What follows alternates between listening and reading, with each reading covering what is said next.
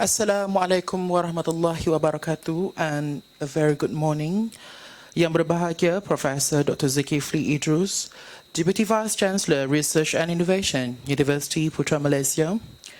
Professor Dr. Ahmad Ainuddin Nuruddin, Director of Institute Tropical Forestry and Forest Product Introp. Dr. Kalyana Sundram, CEO of Malaysian Palm Oil Council, MPOC. Mr. M.R. Chandran, Advisor to Roundtable of Sustainable Palm Oil. Dr. Gary W. Tessera, Special Officer to the Minister of Energy, Science, Technology, Environment and Climate Change, MESTEC. Delegate from government agencies and multinational companies, officers of UPM, ladies and gentlemen. We are here today to participate in the public talk, Nutella Politics, What They Don't Tell You About Palm Oil, followed by a forum, Malaysia, Palm Oil and Green Geopolitics. This program is organized by Laboratory Bioresource Management, BioREM, Institute of Tropical Forestry and Forest Product Introp, and co-organized by French Agriculture Development Research Institute, CIRAD, and Sustainable Agriculture Landscape of Southeast Asia, SOSA. Without further ado, I would like to invite Yang Berbahagia Professor Dr. Zulkifli Idrus, Deputy Vice Chancellor, Research and Innovation, to convey his welcoming speech. Please welcome.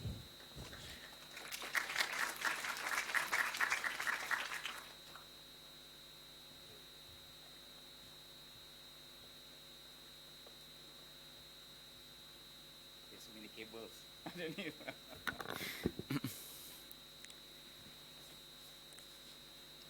Bismillahirrahmanirrahim.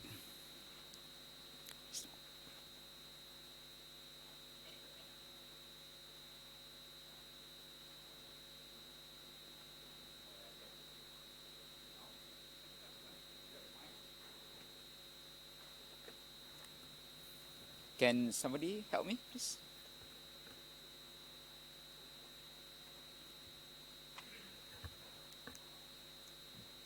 Oh, everybody can hear me without the microphone? Okay, great. Bismillahirrahmanirrahim. Assalamualaikum warahmatullahi wabarakatuh, and very good morning. Datuk Kalyana Sundram, the CEO of, okay, all right. The CEO of Malaysian Palm Oil Council,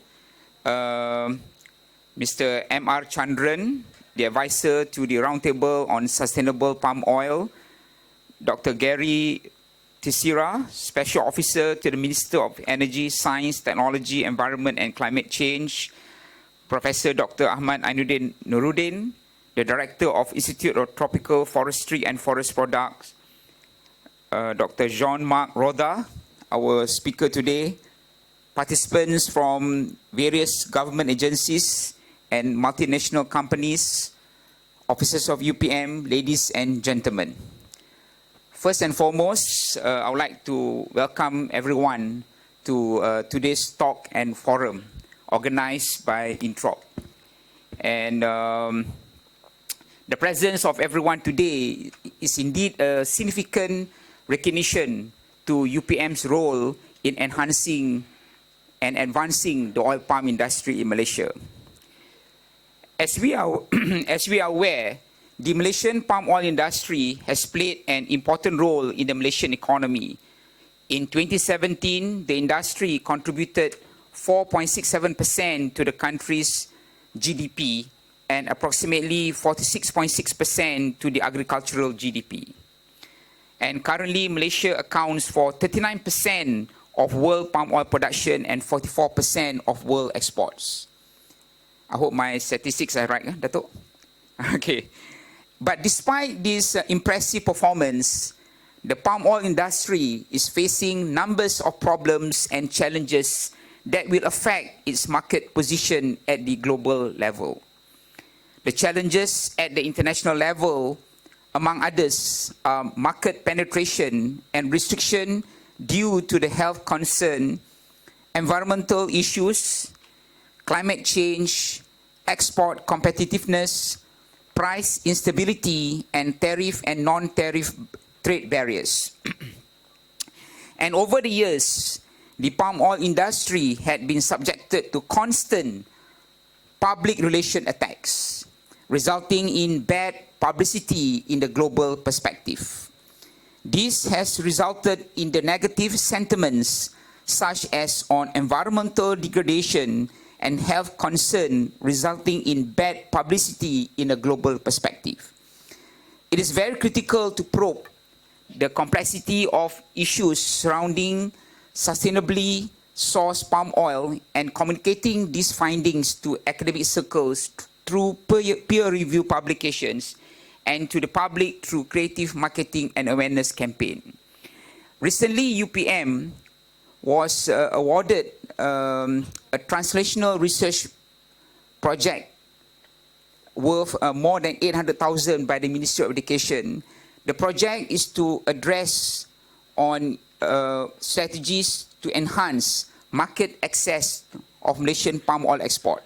This project is in collaboration with USM, UKM, and also Taylor's University.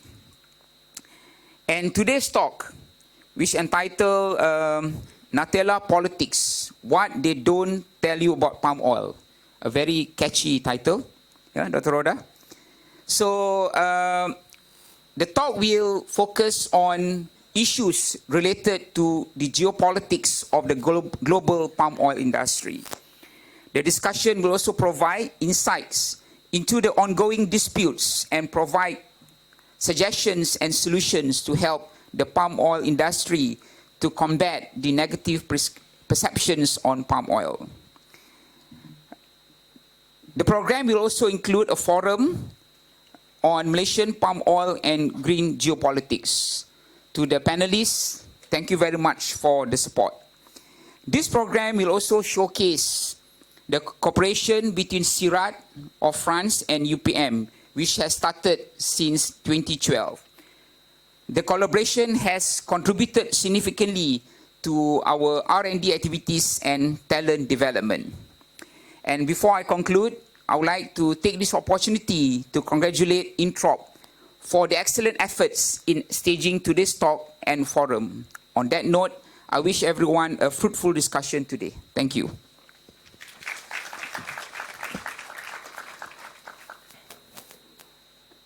Thank you to Yang Berbahagia Professor Dr. Zulkifli Idrus, Deputy Vice-Chancellor, Research and Innovation, for the welcoming remarks. Now, I would like to invite Dr. Jean-Marc Roda, a research fellow from Introp and CIRAD, to give his talk, Nutella Politics, What They Don't Tell You About Palm Oil. Before that, for your information, our event today is live streaming through YouTube from Introp account channel. I would like to introduce briefly on who is Dr. Jean-Marc Roda. J.M. Roda is an economist at CIRAD and based in Malaysia since 2006. He is the Research Fellow and CTO of the Centre of Excellence on Biomass Valorization of Malaysia, AMIC, ABAS, UPM CIRAD. He is also Malaysia focal point for the cooperation platform between EU and Southeast Asia, Sustainability of Agricultural Landscape in Southeast Asia. He is an associate scientist at Paris-Sorbonne University. His research and consultancies focus particularly on strategies and agroeconomics that shape the demand and the sustainability of natural resources in developing and emerging countries, mainly oil palm and forest. He is also a forest officer specialized in industry and business management. He has 2 masters, biology and human geography, and he has a PhD in development economics. He started his career in 1993 in the Indian timber industry sector. He successfully worked in consulting companies in Europe in the word procurement competitiveness in the pulp and paper sector, and came back to the tropics in 1999 for CIRAD, working in 34 countries of Africa, Latin America, Asia, and Pacific. Please welcome Dr. Jean-Marc Roda. So thank you very much. I think there is some Larsen effect maybe with this microphone, is it? Whatever. Today, we are going to unveil the hidden facts that are behind the geopolitics. Nothing very complicated. I will be extremely factual as a scientist, giving you the facts, the numbers, and every of you can make your own opinion, actually. So you already probably recognize some profile in black, someone behind. So you will find somewhere in the talk why I put that. It's a bit of provocative, of course, but not completely. There is some relation. So first of all, I would like to state about how the fate is strange sometimes, because this picture was taken almost half a century ago in an island of South Indian Ocean, where actually come from the 4 very seeds that are the mothers of all the palm oil of Indonesia and Malaysia. They come from one botanical garden. This is a family picture. And so in my life, I was absolutely intertwined with palm oil since the beginning, and now talking to this very eminent audience, companies and experts that represent the epitome and the gotha of the palm oil industry in the world. So first, I won't spend too much time on it, but it's a question that a lot of people ask, is about the health relationship with palm oil. Here is a list of, I took it from a French newspaper. Is it this one? Or is it this one? I have to put it further, like this. This is a list of all the vegetable oils that were in the French market a few years ago, still are, and they are sorted by their content in all these saturated fat, unsaturated, polyunsaturated fat, and so on. And actually, the main message here is there is no bad oil, no good oil. Every oil has its own range of characteristics that is relevant for a range of use and a range of taste. So in terms of health, only the dose makes the poison, not the product. The average French people, they eat 50 kg of fat per year, among which 2 kg of palm oil, if they eat a lot of industrial ready-made products or frozen food. Because palm oil is a wonderful oil technically when you want to make those frozen food or those ready-made food, which is a feature of the today's society. Everywhere in the world, countries go to that ready-made, be it Maggi mee that you buy there, or frozen food, or McDonald's. You were here, KFC as well. All these foods are using vegetable oil and actually palm oil, which is the main. So there is no real bad oil, good oil. All of them are some way good. For example, I am of Mediterranean origin. If you tell me, or my grandmother for the steak, put olive oil in a frying pan, it will be, oh, anathema. No, never took olive oil in a frying pan. It will create cancer because it doesn't resist to the heat. But it's very good, olive oil in a salad. People love it. So you never use olive oil in a frying pan. Some people do it, but it's a big mistake. Same. Palm oil, you will never put palm oil in the salad, you know. That would be a bit weird, isn't it? The taste would be strange. But you can use it in a wok to fry stuff. It resists very well to the heat. So that's a range of uses, and that's it. That's how it is. Everywhere in the world, you have the same trend. And here is taken from French statistics because it can date from the 1700s. And you see the evolution of the food intake in the French society. And the top were around 1900, and then maybe flat. And what is interesting is the cereals and starches increase very much. And once you had the sailing, you know, the plateau of food intake, what it happened is the starch decreased, and what increased is the protein and the fats, animal and vegetable fats. So if you put that in terms of kilocalorie and fundamental molecules, the carbohydrates are coming down and the fat are going out, and they are joining here, they are converging here. This phenomenon, you find it for every country in the world, faster or slower according to the economic development.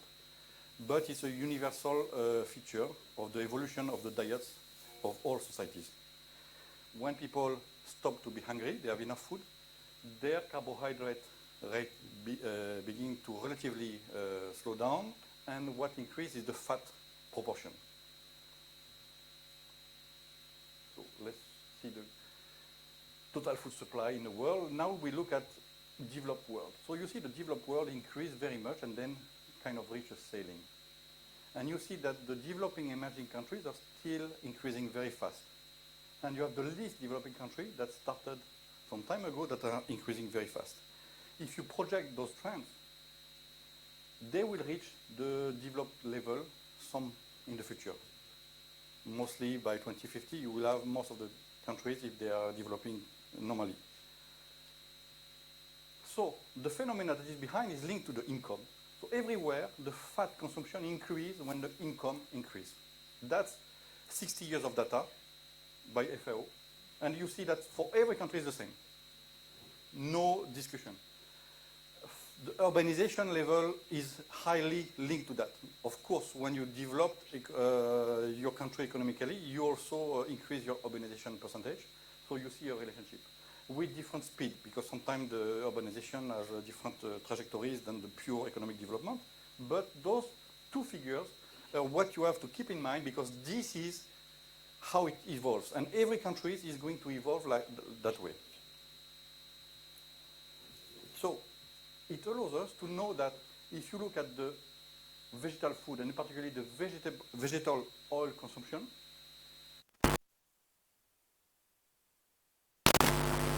to increase their consumption of oil. They are not all reached their merging point like in France.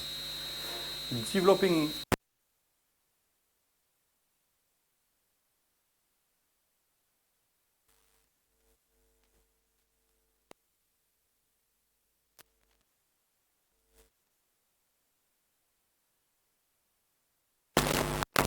former Soviet Union group, Central America, North Africa and Middle East, East Asia, South America, Sub-Saharan African and Southeast Asia.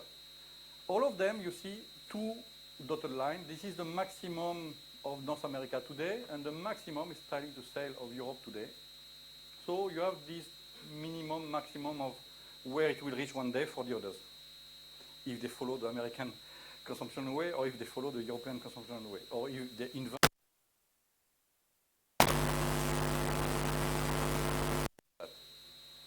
So you see the minimum stake, all the continents.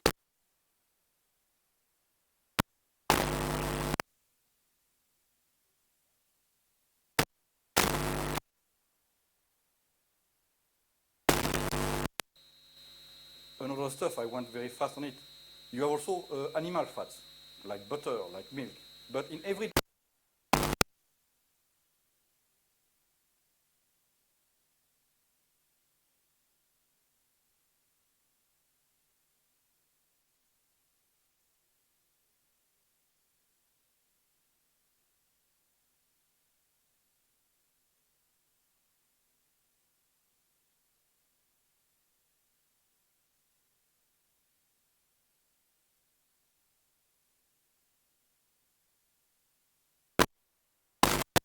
more actually for 1 kg of product that you are going to use, you need a bigger area of original footprint. So of course, vegetal fat in this term is more efficient.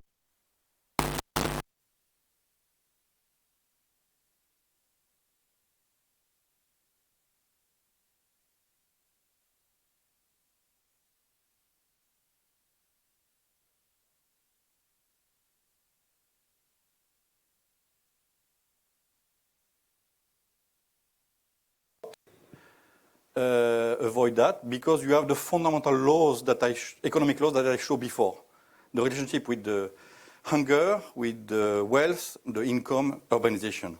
And if you look at the trends of demographics at the world level for all these regions, and you do the projections, by 2050, the world demand will be between this lower hypothesis, higher hypothesis. That is what you have to. That is in 2014, almost yesterday. So the difference will be that. It is coming. That demand is there for vegetable oil. It's almost tomorrow, 2050. And it demands between 250 and 350 million tons more than what we are producing today. If you produce those tons of vegetable oil with the today soybean, for example, like you do in America or in Brazil or in Argentina, you would need an area between India or Australia to feed the planet of just vegetable oil. Not speaking about fat oil from animal origin, of course. Between India and between Australia, that would be the size that you need. Okay, keep that in mind. It's huge, and of course that won't be possible. So we'll see what are the possible pathways. This is another vision of the world: is the market shares of the 4 main vegetable oils in the world, which are oil palm, soybean, rapeseed, sunflower. These 4 oils, they account for like 85% of the vegetable oil consumption and production in the world. And what you see in the past decades, since the 70s, one oil is increasing irresistibly and taking the market shares of all the others. It's oil palm. There is a reason that it's not because Indonesian and Malaysians are the best marketers in the world. It's also they might be also very good in marketing, but the main reason I think as an economist is because this oil is structurally the cheapest oil of all the vegetable oils. It's the most competitive. It has excellent technical qualities. It resists to the heat. It is excellent to make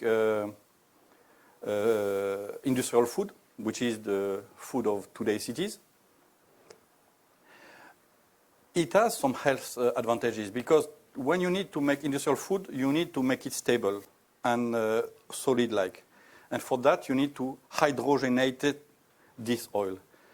And palm oil is one of the very rare oils which is naturally hydrogenated. It means it has naturally that state of stability. You don't need to transform it. All the other oils, you need to do it. You need to do this hydrogenation artificially, which process involves some hazard. And the process of it creates some radical chemistry terms that are harmful for the health. I'm not a specialist. You better ask the specialist for that. So that is the palm oil share today. Around 34% of the world consumption. Soy is there, 27%, rapeseed 15%, sunflower 9%, and all the others 15%. So that is about, in 2014, it was about 205 million tons, something like that. So I just said that palm oil was competitive because it's cheap. Why it is cheap? We are going to see why. First, it grows under tropical area. This is the palm oil production, and you see that all the palm oil production is in the tropical belt, within tropics. So it grows where you have a lot of sun, where you have a lot of rainfall. It doesn't grow in Sahel, it grows in humid tropics. So it's blessed. It grows where it's easy to grow, actually.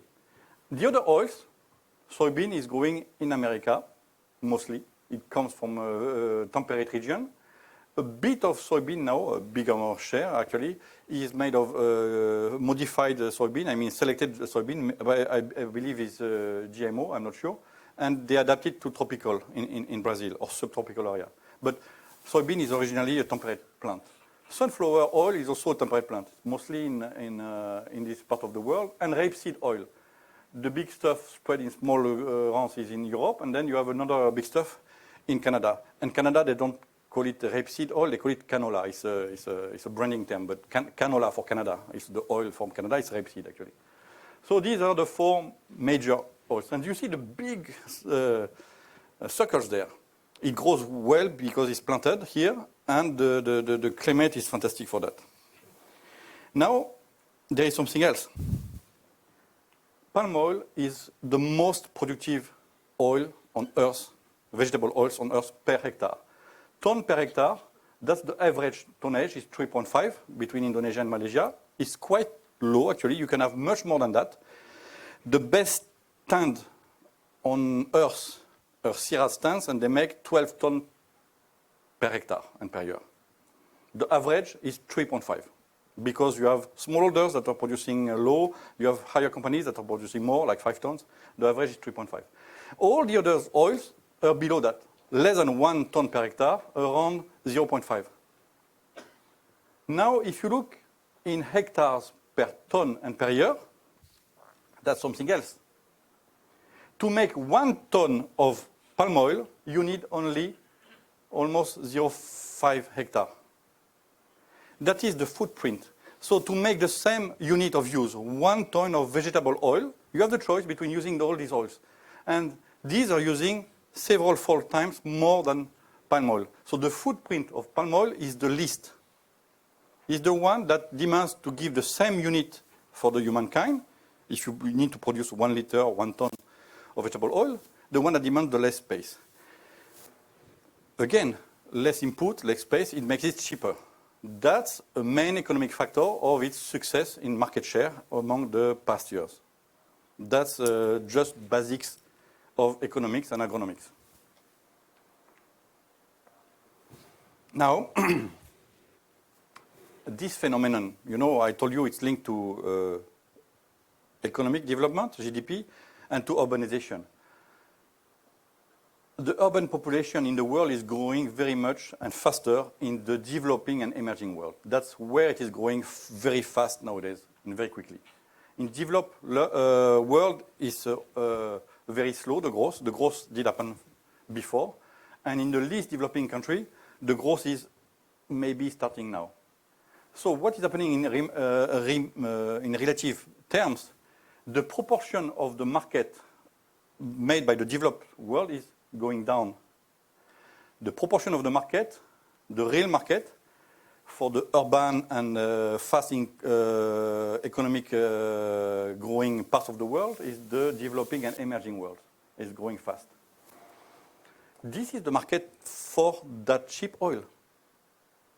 And what I show you is not lost by the companies.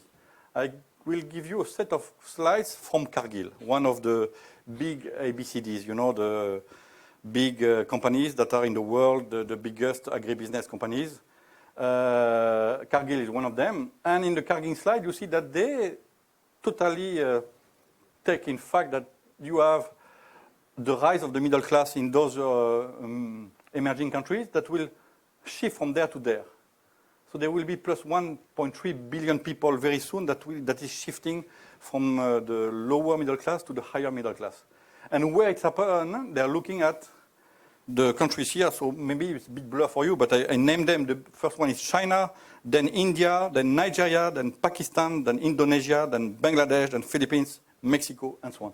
This is where they look at the market. This is where they're going to sell. This is where the market is increasing extremely fast.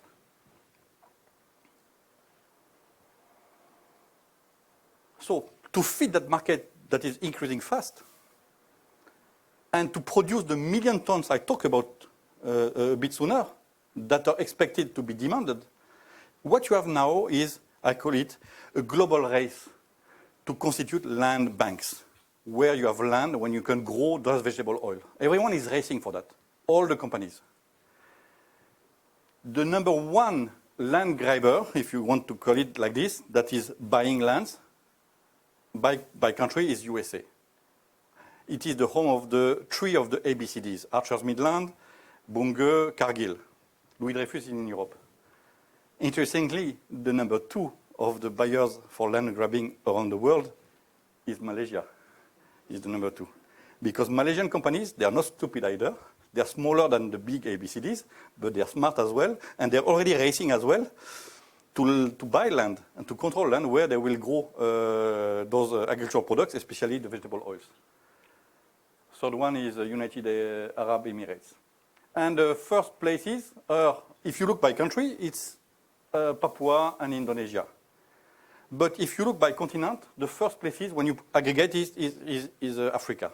This is where you have the most land, which is still free, in brackets, or in, it's not really free, the land is there, but this is where you can buy and you can develop. So it creates tensions. This is the same picture, but shown by kind of food crops and different kind of food crops. So by continent, and you see the food crops in black, the non-food crops in kind of dark blue, the flex crops and the multiple use crops. So this is where people are investing to plant, and that's where the corporations I just told you about are competing. And interestingly, you have a fight not between purely corporations between themselves, but also between North corporations with South corporations. Because they don't have exactly the same profile and they don't have the same know-how. So we will see that, how it is happening. So still on the Cargill slides, you see that, for example, they are looking at Africa. They're comparing Africa in terms of land. Oh, you can put all USA, all China, India, all this, you know, so many. So that's their rationale to convince each of them or to convince their investors. And when they compare Africa to, that is America, USA is the green belt, where you grow cereals and also soybean. And they say, look, Mozambique, just the tiny Mozambique is the same size than there. This is where we have to go. This is where they are preparing themselves to go. So, a bit of a pause about water days. So, I call them the ABCDs because A for Archer Daniels, Midland, B for Bunge, C for Cargill, and D for Louis Dreyfus. So we journalists call them ABCD Empire. Supposedly, they would control over 70% of the world grain market and 60% of Brazilian soybean. The latest stuff I read online, so I'm very cautious with this, it should be a bit more than that. But okay, let's keep with those conservative numbers. Cargill, ADM, Bunge, their headquarters are there in North America. Louis Dreyfus is there in Europe. Actually, it's Amsterdam, I think.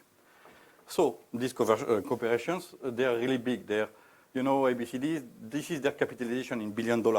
Of course, when you take a Malaysian company, even a Singaporean company is a tiny part of this. You know, it's not the same scale yet.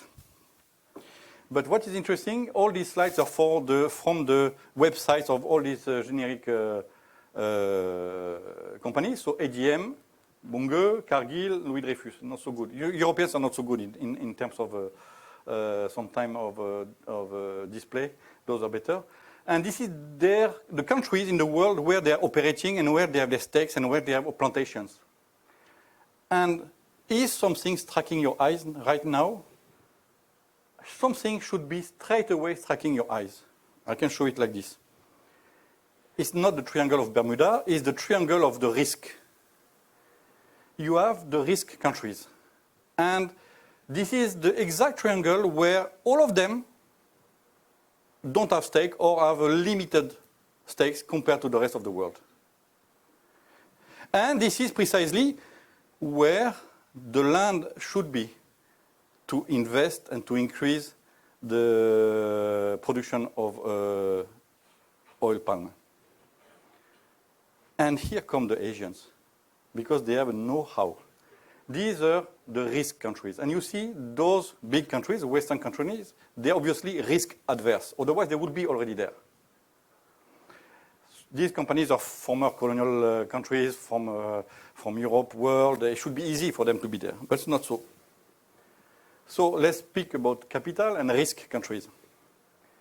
I take another slide from a company in Singapore, Olam. And they tell you that their core work, or they were telling you a few years ago, that their core know-how is managing risk.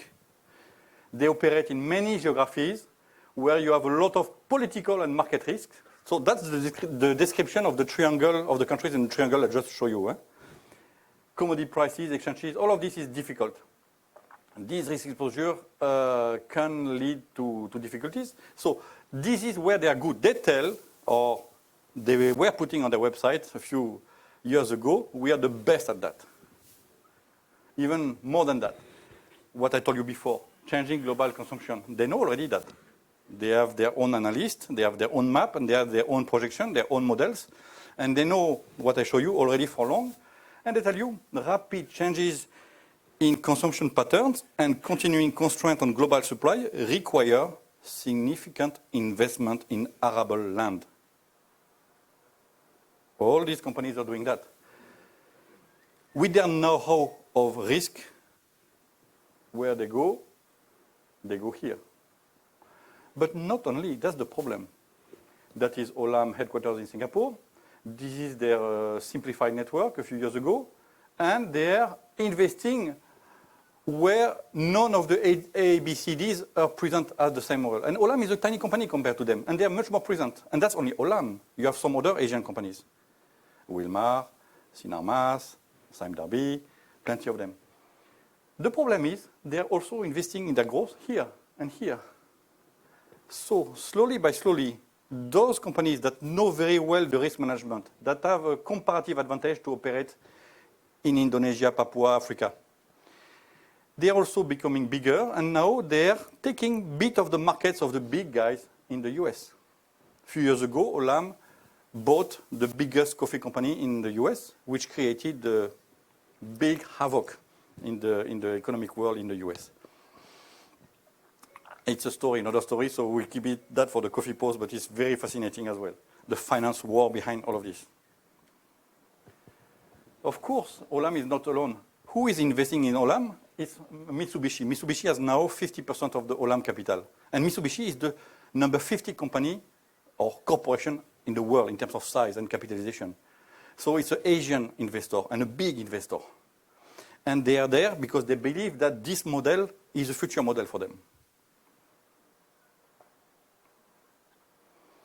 So we come back to the main subject. You have the setup now, you have the background, and let's speak about geopolitics of palm oil and deforestation and what is really at stake. Is it energy? Is it protectionism? Is it value added? Let's see that. So this is the years of cost. It is fuel cost in the USA, fossil fuel, fossil diesel, you know, from petrol. And this is the same cost in France. I took the two extremes. France is much more costly because in France the diesel is highly taxed, while in the USA is extremely little, very low level of taxation, if none at all. So the difference between the two are the two extreme margins that you can find in the world in terms of taxation. And along that you have the cost of the vegetable oils. So where is palm oil? Palm oil is there, to the bottom, very close to the native price of the diesel in the US. Where is rapeseed oil cost? It's here, a little bit higher, consistently higher. And where is soybean? Sorry, I mixed. The green one, the pink one is the soybean, and the yellow one is the rapeseed. I didn't put the color, but this is the remaining one is the sunflower, less important in terms of volume. So you see that you have a consistent ranking over the years in price. So structurally, again, you see really visually there that palm oil is the structurally cheaper oil, and the one which is the closest naturally in terms of price to the price of biodiesel, of diesel, petrol diesel, the one which is very cheap because it comes from earth, from the nature. No one invested in it first. It was just there. And if you look again at my slide of the market shares, over the years, what you see is soybean is decreasing.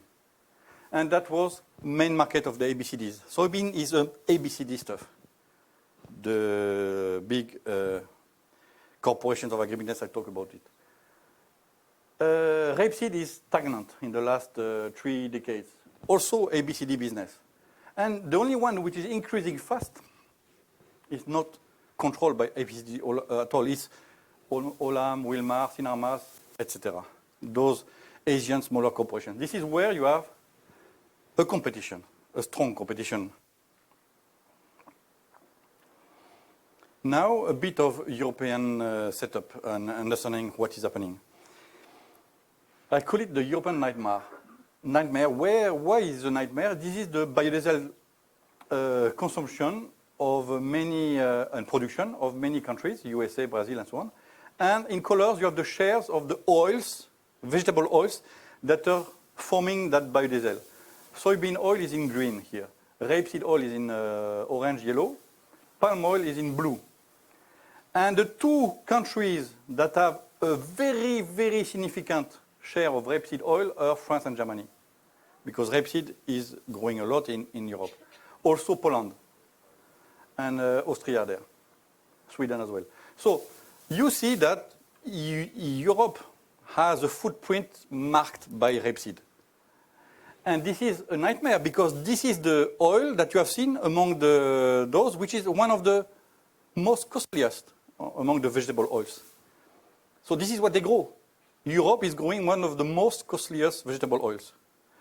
While the other countries, they do what they can with what they have. You know, Brazil is producing a lot of soybean, they're using a lot of soybean. USA is using a lot of soybean, they're also using a lot of maize. You can make biodiesel out of maize.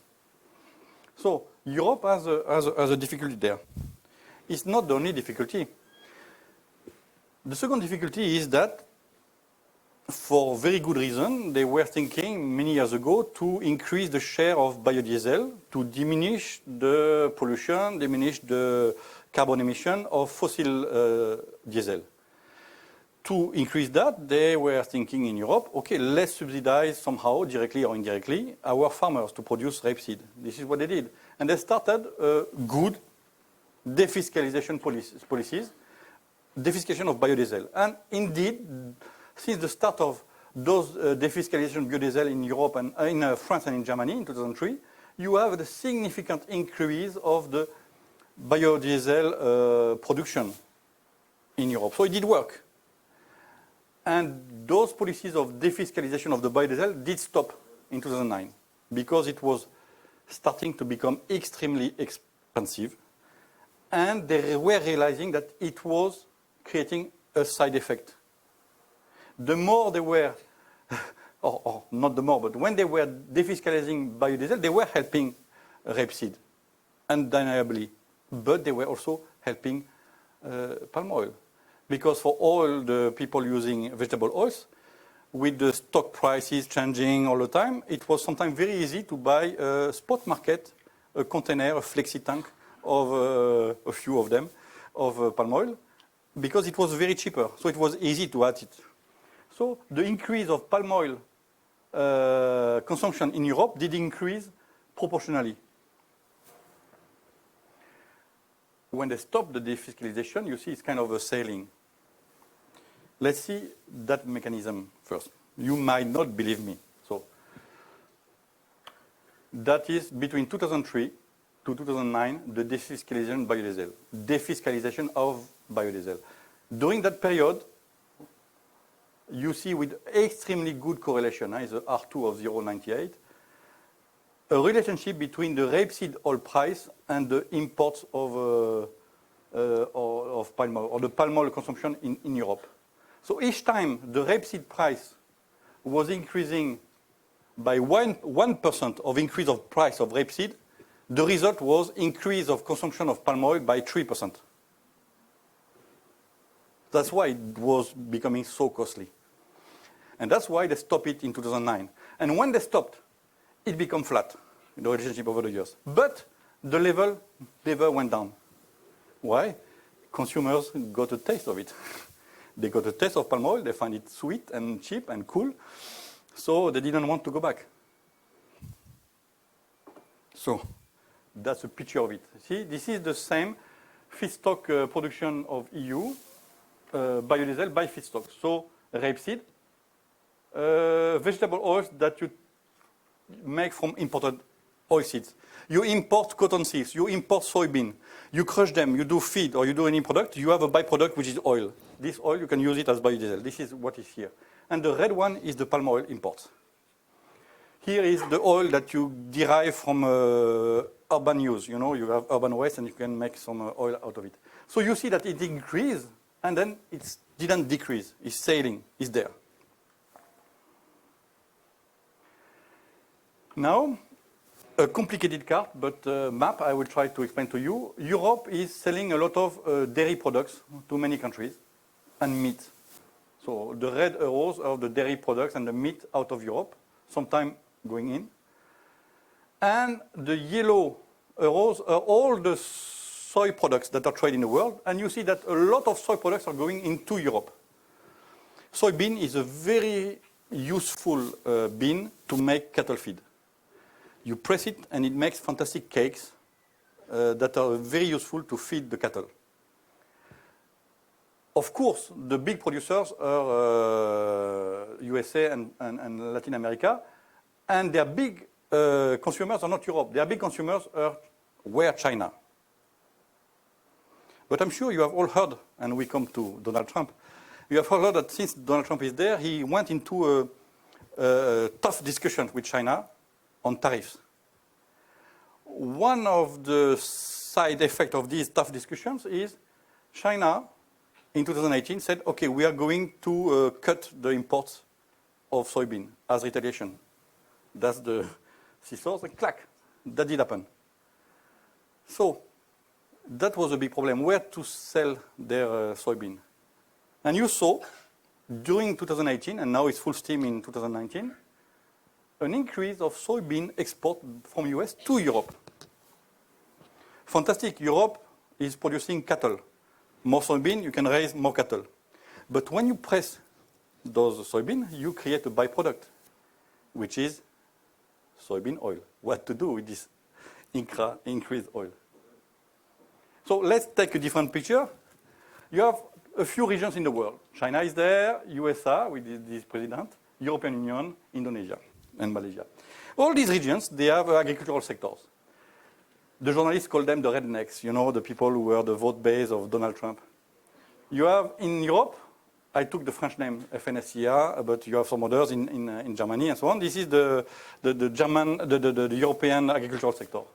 And you have the Indonesian, Malaysian agricultural sectors, Felda, smallholders, big companies. All of them have strong influence on the domestic politics in different ways. But they have strong influence in their own domestic politics. That is totally undeniable. European Macron list, as I was aware for the last election, the number 3 of the list was someone from the FNSEA. So there are obviously some connections. I don't know exactly how it works, but there is some links. Those agricultural sectors, what they do? They produce oils. FNSEA is, or the agricultural sector of Europe is producing rapeseed. The agricultural of USA are producing soybean, mostly going to China, but also going to, you know, the European colon. And what they're doing here? Those they're producing for many markets, but among those markets, those Indonesia, Malaysian sectors, they are producing palm oil that goes into Europe. What did happen recently with the trade discussions between USA and China? First, this is the rapeseed in blue, this is the soybean, and this is the palm oil. You know, I take the from picture for you to visualize it. You have that issue of the trade war between USA and China, so it cut. So what did happen? USA used their own diplomacy links with EU, and they increased the export of soybean to Europe. Now you have that rapeseed. For political reason, I put my shoes in a European politician. You cannot decrease that. You have to take care of your own agricultural sector. It's vital. This is increasing because those issues there. I don't know what they do and how they do it, but the result is the import of soybean is increasing, and the excess of soybean oil is there, and they use that soybean oil as biodiesel, 98%. So where is the link, the weak link? It's here. It's a fact. It's there where you have less political stakes. In the words of the evil, you know, it's all the evils that they have. This is probably the least of their evils. They have to manage with that. Of course, I'm sure you have one solution, and you know that it's already talk between Malaysia and China. So that's the solution to win. So you have a setup of what is happening behind. Now, people speak about deforestation and Europe. One of the terms that you hear is avoiding deforestation by regulating palm oil trade to Europe. You had, in 2017, in one of the mainstream newspapers in France, palm oil causes 40% of deforestation around the globe. That was a fake news, totally scientifically fake, but it was there in mainstream newspaper. Of course, later on, they made a small correction in the small letters, but too bad. Some colleagues of CIRAD published in the same year scientific evidence that where the main message is palm oil causes only 2 to 3% of deforestation around the globe. That's the scientific-based evidence. Unfortunately, the same year, you had former Minister of Environment, European one, to say, to avoid imported deforestation, let's consider a possible boycott of palm oil used for biodiesel. I'm not there to blame the poor minister. These are politicians. They say what is to be said for political reasons. The issue is that this sentence, this idea is very prominent into European mind. People believe that they could avoid imported deforestation by boycotting or banning or playing on the palm oil used for biodiesel or used for anything else, which is technically wrong nowadays. We will see why. First, these are the world trade of palm oil, CPO. You see that mainly Malaysia, Indonesia, going to Asia. The part going to France is liminar, so the poor minister was outside the subject. Even he wanted to say that, he could know nothing. But the significant part was going to Europe. If you look at the refine, Europe is a smaller share because you have a lot of internal trade within Europe. So Asia is the big stuff. Now, let's look at deforestation, the real deforestation that exists in Malaysia and that you can link to palm oil or oil palm. Here is the forest loss, the real actual forest loss in Malaysia from 1950 to a few years ago.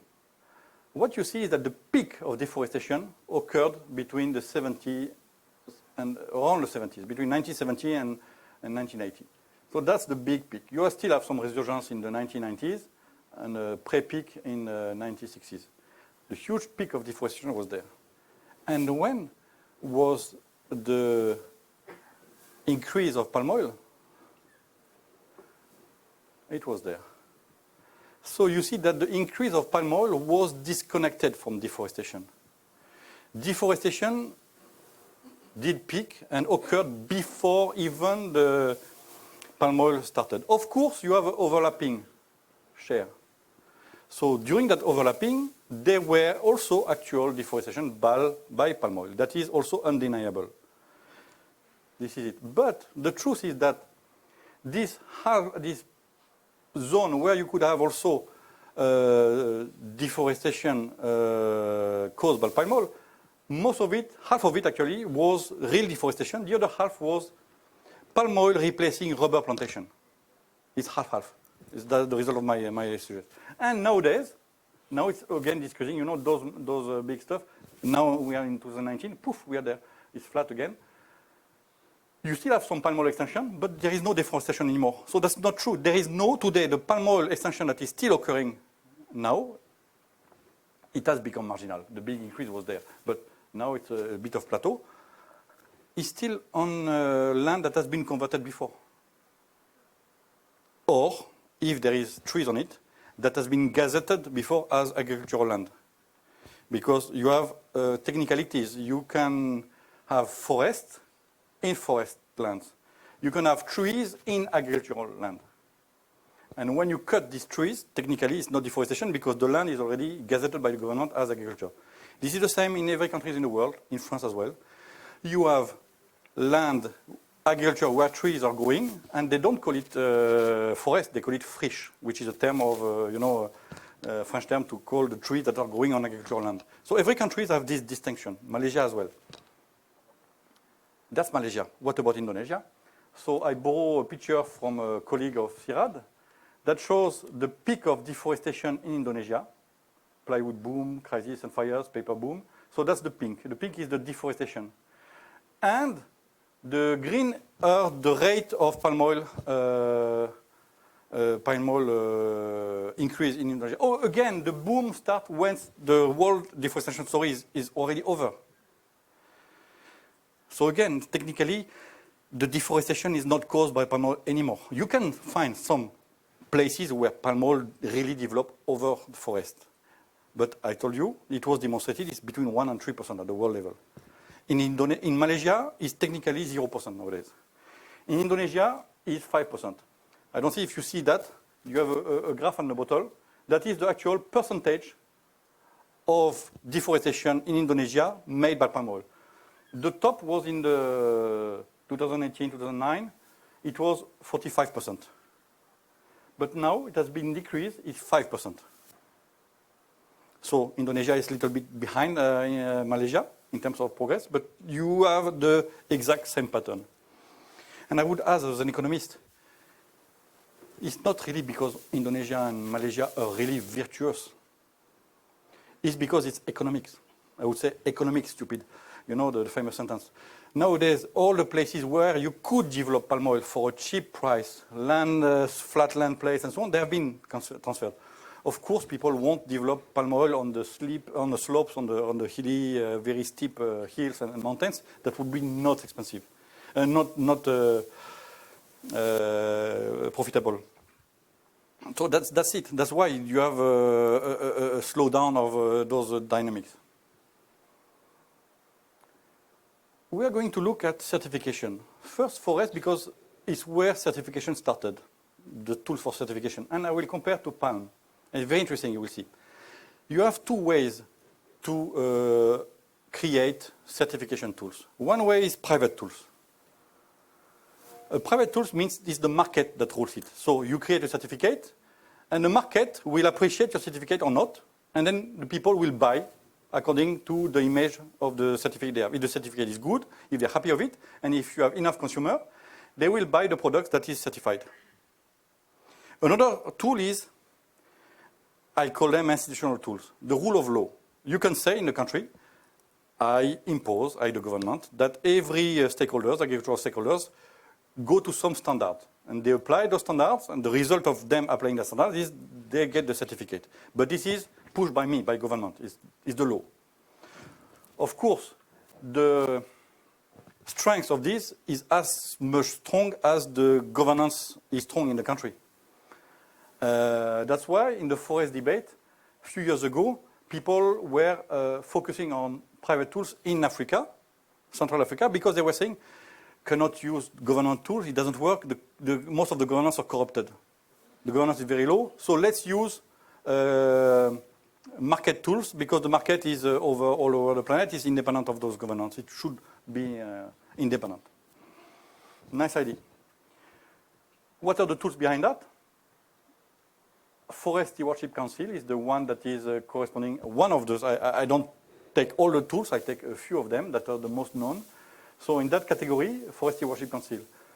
For the forest, in that category, institutional tool, you have the Pan-European Forest Certification. In the palm world, the private tool is RSPO. In the palm world, the institutional tools are MSPO, Malaysian SPO, Indonesian SPO, Sustainable Palm Oil, or the S. So let's have a zoom on the RSPO situation, very interesting. It did grow a lot. And what is fascinating to me is the size of the million tons. The total intake of million tons today, or in 2014, was around 200 million tons at the world scale. 2014, 200 million tons. Palm oil was like 37% of that. So a big share. And RSPO was there, 14 million. So it gives you an indication of what is the real market in the world ready to use such a tool. It was flattening, sailing. It is last numbers 18 is going up. Maybe it will going up. I don't know. That Chandran will tell us what are the prospects of RSPO. But it gives you an order of magnitude of what this tool can do. Okay. So to me, as an economist, I have no stake in RSPO, against or pro. No. To me, it's a tool that is interesting, but it is not solving the big issue. It is solving particular issues, but it's not enough to make the whole oil. So we have been speaking about Indonesia. Let's do a detour of Indonesia. The GDP in Indonesia is big. In 2016, it was 12,000 trillion rupiah. And the processing industries and agriculture were taking a big share of this GDP. And what were the palm oil on this? The palm oil was there. The palm oil was both in the processing industries and in agriculture, and 7 to 8% of the GDP of Indonesia. On such a country, it's a big issue. At province level, someone talked about provinces, I don't know, this morning. You have the salaries of the workers. Informal workers, how much they earn. Non-skilled workers, how much they earn. And formal workers, how much they work. The formal workers, how much they earn. In two sectors, industrial processing or industry sector, and agricultural, forestry, fishery sectors. So these are the average in those sectors. It's not palm oil, it's just the average. But palm oil has an influence even of those average at the province level. And you know that in Indonesia, a province is something big enough to be like a country in Europe, because Indonesia is a huge country. So for the informal workers, when you increase the palm oil production in one province by 1,000 hectares, you increase the salaries in those two sectors by 150 rupiah per month, up to 300 rupiah per month for the processing industry. 150 rupiah sounds peanuts. But that's for 1,000 hectares. 1,000 hectares is peanuts as well in Indonesia. I will give you the numbers. Non-skilled workers is way better. You increase significantly, you see that on the statistics, the average of the provinces. And the palm oil production is, the effect is the biggest for the industry workers, formal sectors in the provinces. That's plus 600.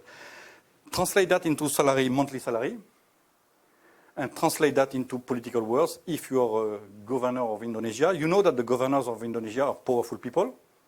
They are like almost little feudal lords sometimes. If you are a province governor in Indonesia, the average income in your agricultural and industrial sectors are a bit more than 1 million rupiah per month. Converting, with brackets, 100,000 hectares to industries, to palm oil industries, makes your voters' incomes to increase by a minimum of 1.2% in agriculture sector and up to 6% in industry sector. So just process that image. You are a governor. You somehow allow 100,000 hectares to develop as palm oil. You're sure that the salaries of your voters in the agricultural sectors will increase by a minimum of 1%, minimum, and up to 6% in the industry sector. You're sure of that. Politically, you ask a politician of Southeast Asia to give up such an opportunity. My analysis as an economist working both in Europe and in Asia is certainly more difficult than to ask Macron and Salvini to keep their deficit below 3%. And they are not keeping it because it's difficult politically. So we are, when you have countries that want to push Indonesia to curb its palm oil production, it's an impossible task. The politicians at the local level or the provincial level will never let it go. It's impossible. Do you have the added value that plays a role? Today, at the world level, that is the chain, the added value of palm oil sector, CPO, refined oil, chemistry, derivatives, still chemistry, oleochemistry, and the specialties like cosmetic, perfumes, detergent, pharmacy, and so on. They are expressed in terms of 100% of CPO is 100%. So the value added is 20-50% and goes to up 600%, up to 800%. Today in Europe, in the world, most of the added value on this part of the shell is in Southeast Asia. Most of the added value there is in Europe. Doesn't mean that there are not companies in Southeast Asia that are going up to there. They are. But the average numbers are there. And what you have here is a title I took last year from the Indonesian newspaper. And most of you, I think, read Indonesian as much as Malaysian. But for those who are not reading, I see a few Matsale in the room. The difficulties or the ban by United Europe will make us going higher in the added value. They force us because they are banning. Okay, let's go. So what is going to do is that Southeast Asia will go to this move. That's how they see the world. That's how Indonesians are reacting to the push. Of course, this will never happen overnight. You don't transfer know-how, technical know-how like this. But that's the trend. That's the move. What about energy issues? A detour by Brazil. Brazil was the first country to implement at country level the use of biofuel. And this is in green what you call flex fuel. It's a mix of ethanol and petrol. And it's 80% of their consumption. It's fixed and they're doing it. It's subsidized, of course, because biofuel is always more expensive than fossil fuel. So it's a decision that took not really for cost, but to subsidize their farmers, but also to have energy independency from the US influences. In Indonesia is the second country in the world that is doing to do that. Why they are going to do that? Actually, they are doing it right now. Their imports of fossil fuel and their production of fossil fuel, because Indonesia was a producer of fossil oil. And they are importing a lot because now they start to have less and less and their population is still increasing, so they are the gap between what they import and what they produce is widening. So each time they buy that imported oil, that oil comes from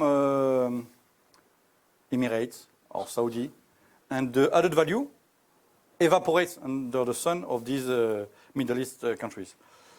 So from their point of view, okay, we spend $1 that evaporates there. Why not to spend $2 and keep the added value here by subsidizing my local farmers and make biodiesel? That's their plan.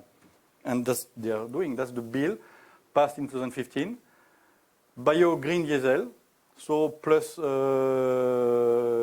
almost 9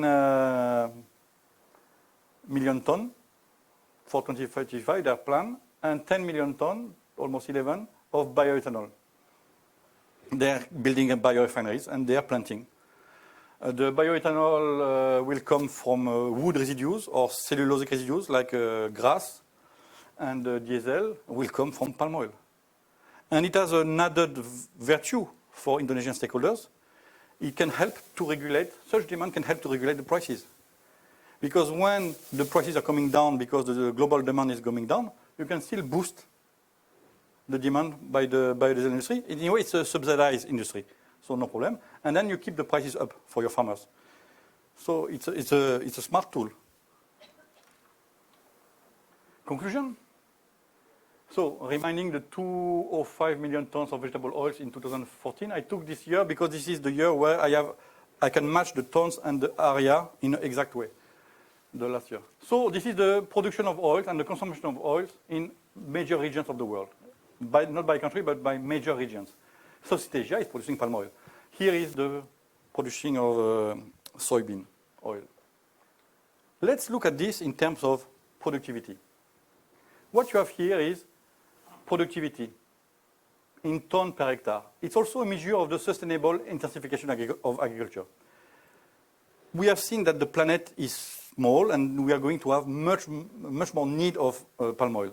So what agronomists are doing everywhere in the world, in UPM, in CIRAD, everywhere, they are busy working on how to make intensification of agriculture. So produce more for the same hectare, but in a sustainable way.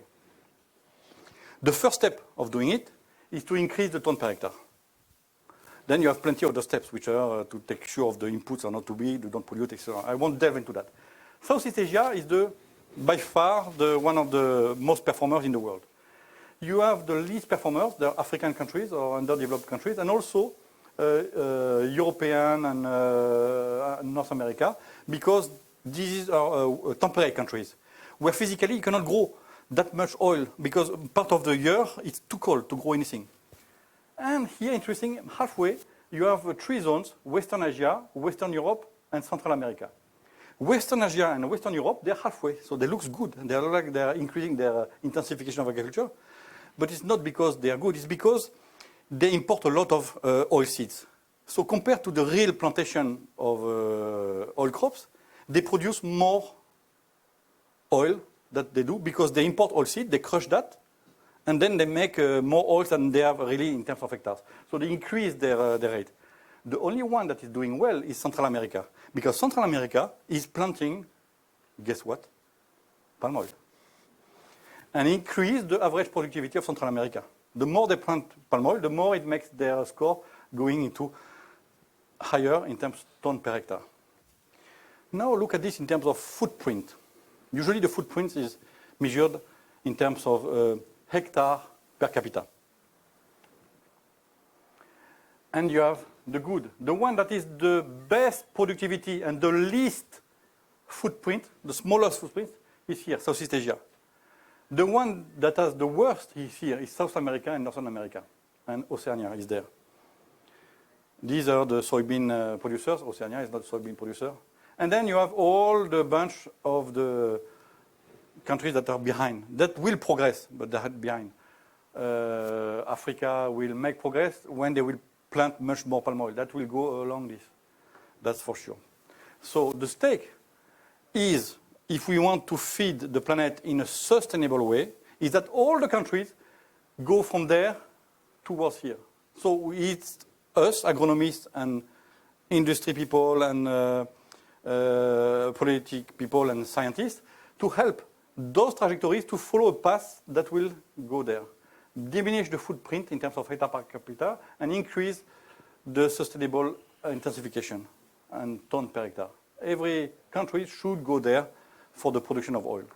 It can happen by many ways, by planting more palm oil or by shifting also.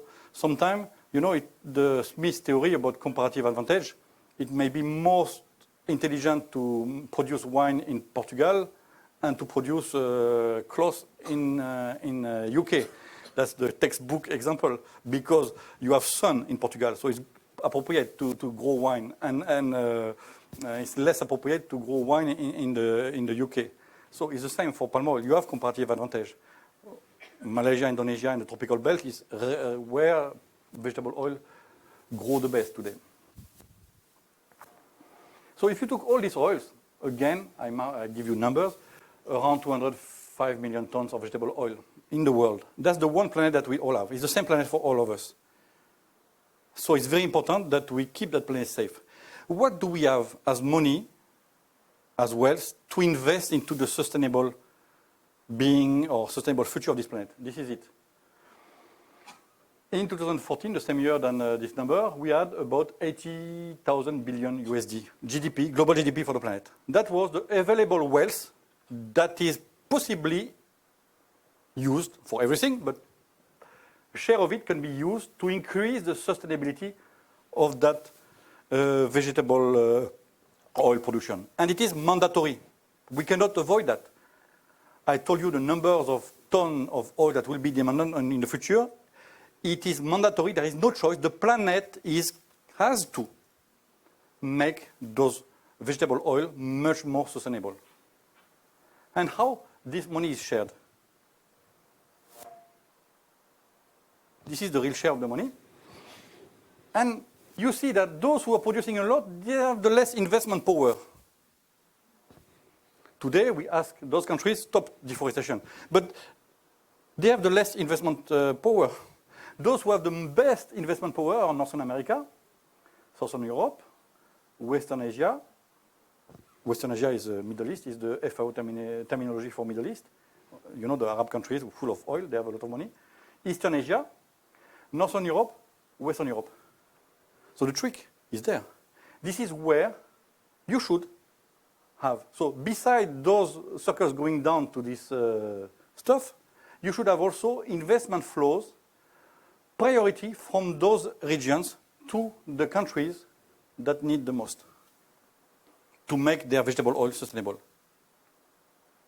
That is the logic of the global economics in a planet where everyone is sharing the same resource at the end, and the same biodiversity, and the same oxygen, and the same temperature, and same climate change. So one example of that, to finish my talk, is two zones. Here you have a country called Malaysia in that stuff, and here you have a country called in France, here in that stuff. And what they do together, they share some resources, and they create a platform that is to work on sustainable agriculture in a sustainable agricultural landscape in Southeast Asia. So where is Marcel? Marcel is a colleague of mine. He's there. He's doing that.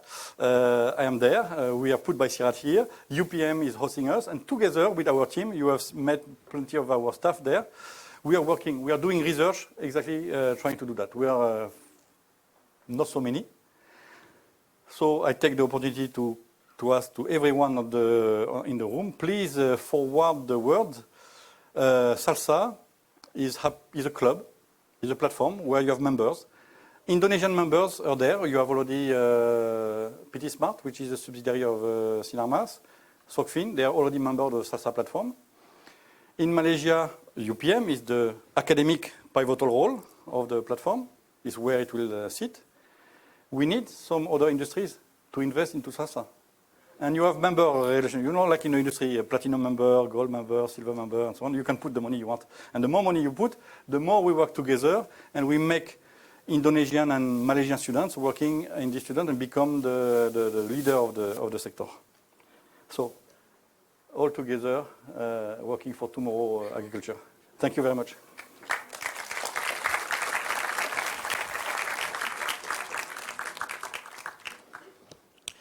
Thank you, Dr. Jean-Marc Roda, for the enlightening presentation.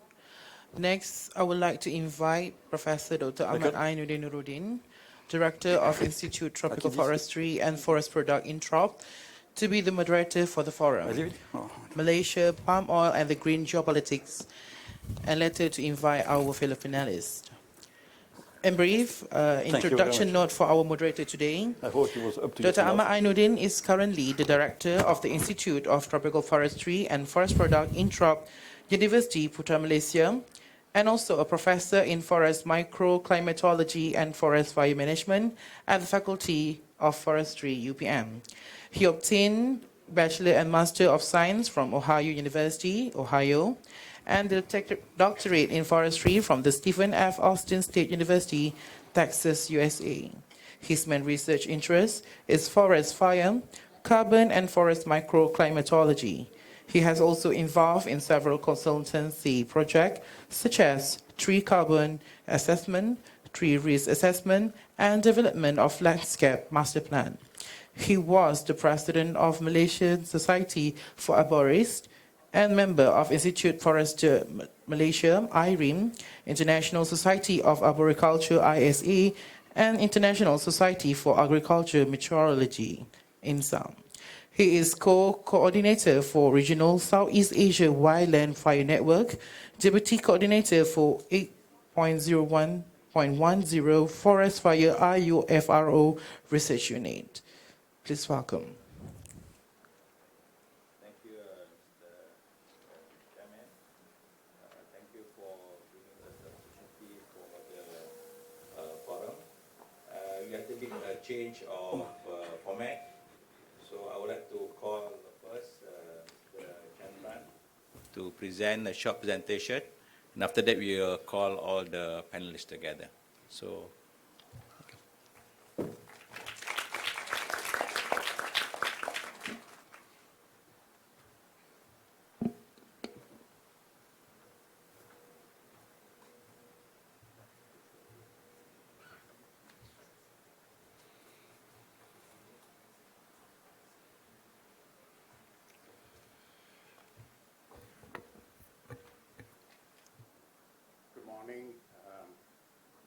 Ladies and gentlemen,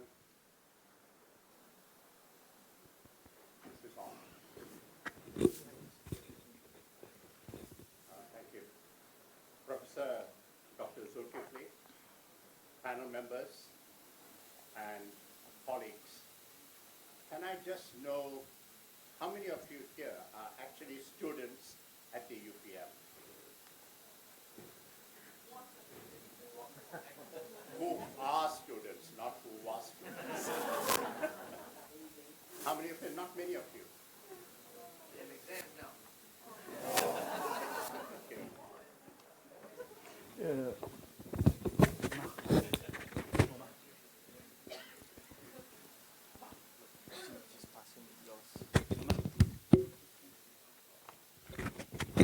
Testing 1, 2.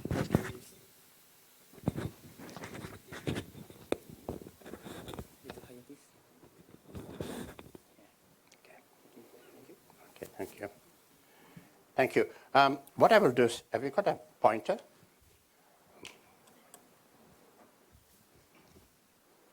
Thank you. Okay. I just have a very short presentation, and I thought I will share. I spent the whole of last week in Netherlands, attending various meetings, and one of the most important one was the Amsterdam Declaration Partnership. And that is all about climate change, sustainability, carbon footprint, addressing for companies and for countries. So, but one of the basic questions that I was asked when I was there was, is sustainability certification really applicable to smallholders? Is it not beyond the scope of smallholders? Well, the answer, I got the answer immediately after the question was asked by none other than Pa Nano. And by the way, by coincidence, Pa Nano is actually known to Dr. Roda. He has been working with him. Now, this is very fascinating, and this is exactly what he said at the forum. This is the Declaration Partnership, Amsterdam, on 13th of June last week. He said, my name is Nano. I'm an independent smallholder in Riau. Certified RSPO in 2014, ISPO, ISCC in 2016. He is also the president of Fortasbi, which is a forum for petani kelapa sawit berkelanjutan Indonesia. Now, they have 28 groups. Each group is 15 to 25 hectares. So you can calculate it's close to about 600 hectares of land area. Now, the interesting thing is they were getting premium for the RSPO certification. And because they got a premium, they managed to set up a scholar, petani, to assist other smallholders to get certification. So it is not beyond smallholders to get certification. And as you know, our Ministry of Primary Industries, the minister has announced, even smallholders have got to be certified by end of this year. It's mandatory at the moment. Now, this is something else he said. Standing here speaking for 4.7 million independent smallholders in Indonesia, who are dependent on oil palm for their livelihood and who are always labeled as forest destroyers, land burners, being ignorant of sustainable agricultural practices, and even the driver of climate change. Very powerful words. But look what he says, the outcome of a certification, adopting best sustainable practices or good agricultural practices. What are the benefits it has brought them? Relationship, partnership between independent smallholders and nearby companies, certainty, market access. When he talks about market access, what he means is there is a ready buyer for his FFB by the mill. That's what he means. You know, he's not exporting to Europe. He's selling it to the nearest mill. Okay? And full support from subnational governments. This is from the Bupatis and the governors. The legality of the smallholders' land, that is an issue in Indonesia. The HGU. If you do not have HGU, you cannot even get ISPO certification. Institutional capacity of independent smallholder groups. Now, they have even gone to the extent of environmental restoration. They actually restored 4 kilometers of the Pengabuan River, leading to return of the ecosystem, which have traditionally been sources of local livelihood. In fact, what certification has led to is the additional amount of money which they earned, they were prepared to reinvest by themselves, with the assistance of the government, of course, to restore the rivers and the agricultural land. You see, this is a model which we can all adopt. Any country can adopt this model, provided there is support from the government and from NGOs. But in this particular case, he had very good support from financial institutions, the bankers. Now, let me just touch on this, since this is the subject Dr. Roda has chosen, the green politics. Now, remember May 2018, GE14. All the great events seems to happen in the month of May. Now, last month, we had the European Parliament elections. And one of the things that happened here was our great country called Great Britain was not supposed to participate in the elections because it should have been out of the EU. But because of the problems in the United Kingdom, they couldn't make up their mind whether they want to be in or out. They also participated in the elections. Now, two things happened in these elections. You had populism coming in In fact, the right-wing populists and nationalists, they increased their vote share to 25% from 20%. You had the Green Wave, the Green parties, increased their seats by 35% to 69. Quite a jump. Now, the question is,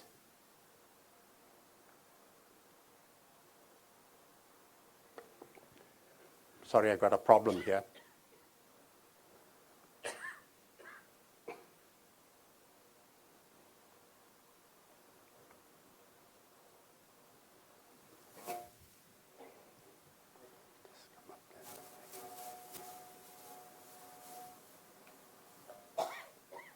Okay, thank you.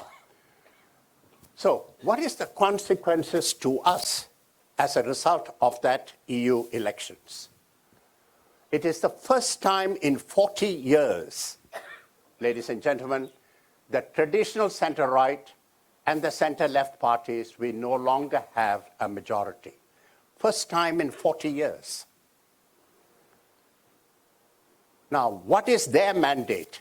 We all know the Pakatan Harapan mandate they came up with last year. They came up with 10 manifestos to be complied with in 100 days. But of course, they were way off target. But their manifesto is immigration plus environmentalism. What does that mean? One word, protectionism.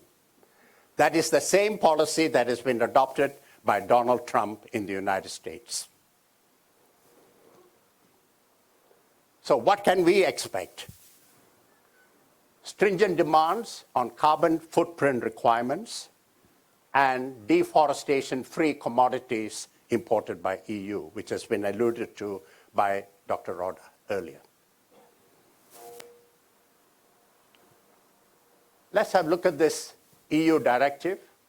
Dr. Sundaram is the expert on this subject, so he will answer your questions with regard to indirect land use change issues, etc. But just to simplify, because I was thinking a lot of the audience here today would be the students from the UPM, The only directive at the moment is the RED, which is the original one.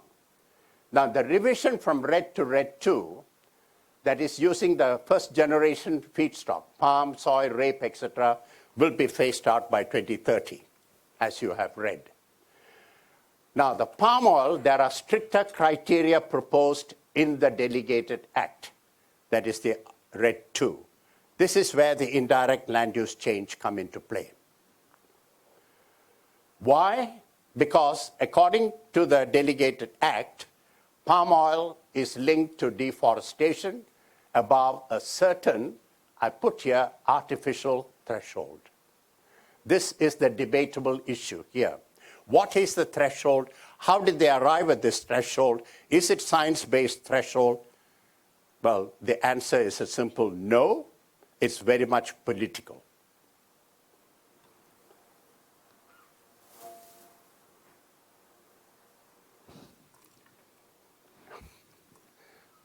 Sorry. Okay.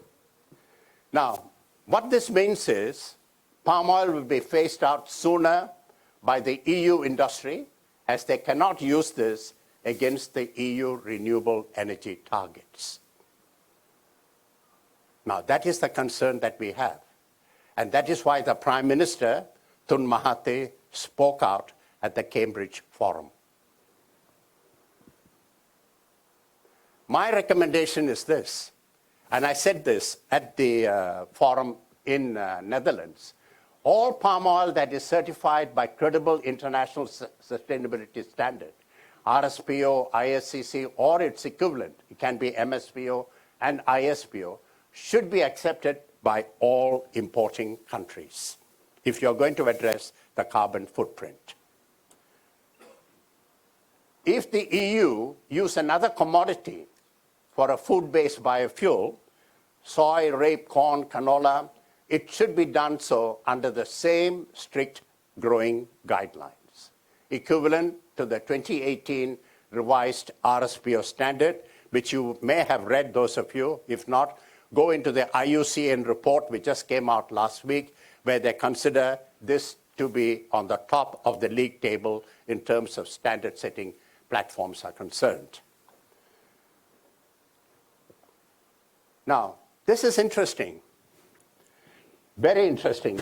Just look at this. This is the overview of the key commodities which are imported by Europe. This is the share of the global imports. Look at palm oil, 21%. Look at soy, 15%, tropical timber. But look at cocoa, 60%. And look at coffee. Europeans love their coffee and their chocolates. That's what they're importing. But look at rubber and beef. But have a look at this.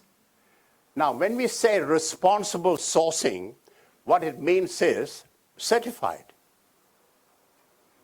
And look at palm oil. 74% is certified. Have a look at soy, only 22%.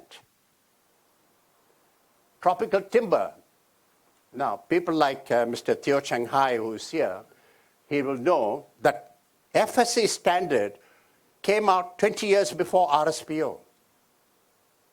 But yet, only 28% of the timber imported into Europe is certified under FSC.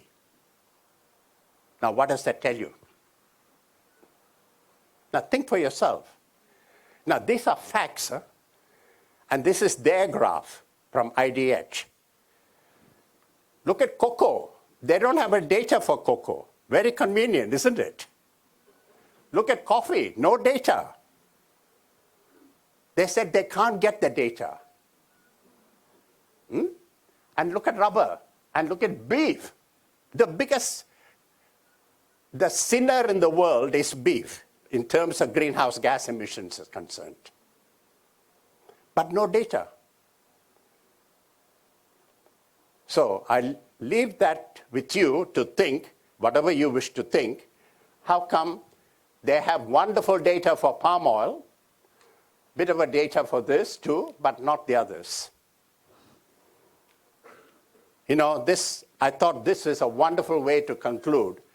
This was a tweet by Rice William, who's a Malaysian, by the way. And this is what he said. It's ironic that a lot of these countries boycotting Malaysian palm oil because of the environmental impact are also the ones exporting or redumping thousands of tons of plastic waste in Malaysia as well. Now, what did our minister say? Yo Bee Hing would send over 6.6 million pounds of plastic waste back to the exporting countries. And who are the culprits? United States, Canada, Japan, Australia, France, and the United Kingdom. By the way, the United Kingdom, I was watching the BBC yesterday, late news, and they came out with this statistical data. 665,000 tons of plastic waste is exported from the United Kingdom. China used to be the major buyer of this until a few years ago, China banned it. China knew the environmental impact of all this. So where do they dump? The number one country is Malaysia. And the figure is 126,000 tons from the United Kingdom alone. That is geopolitics.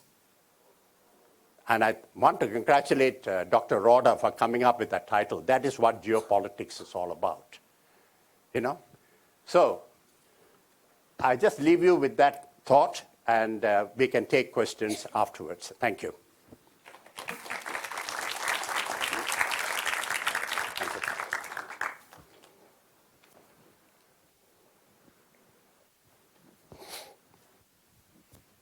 Thank you very much for presentation.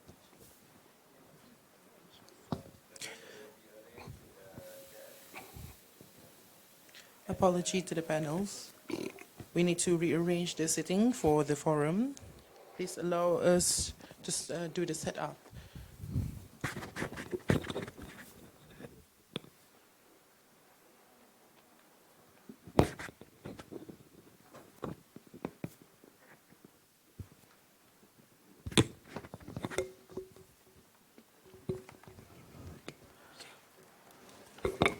Okay, while we are arranging the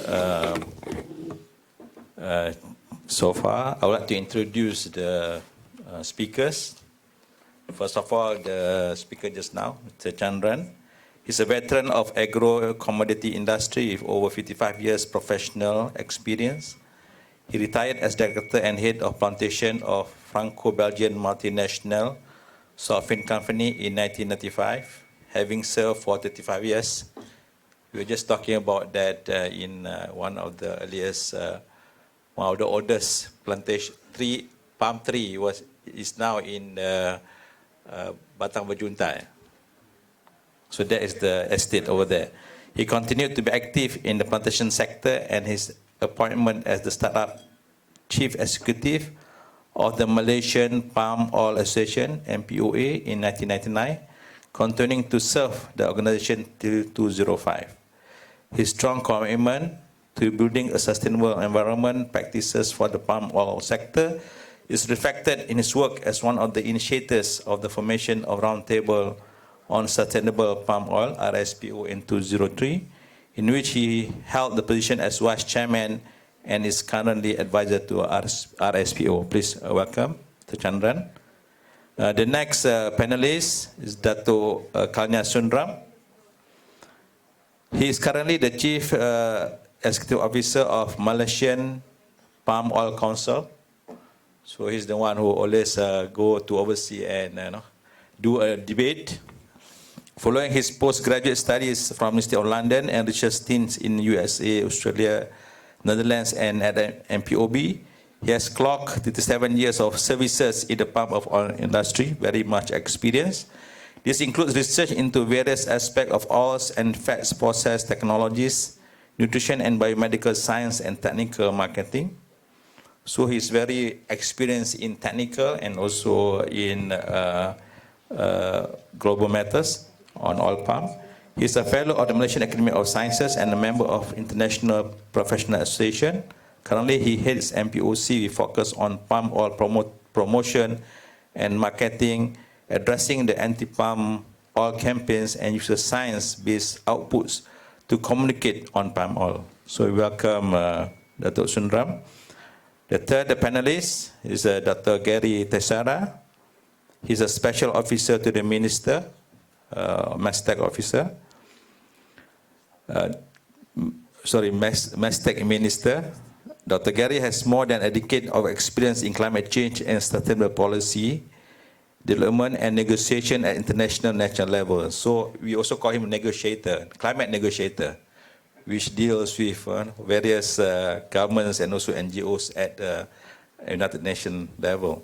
He's a seasoned communicator in climate science, policy positions and measures, and effects and outcomes of implemented measures.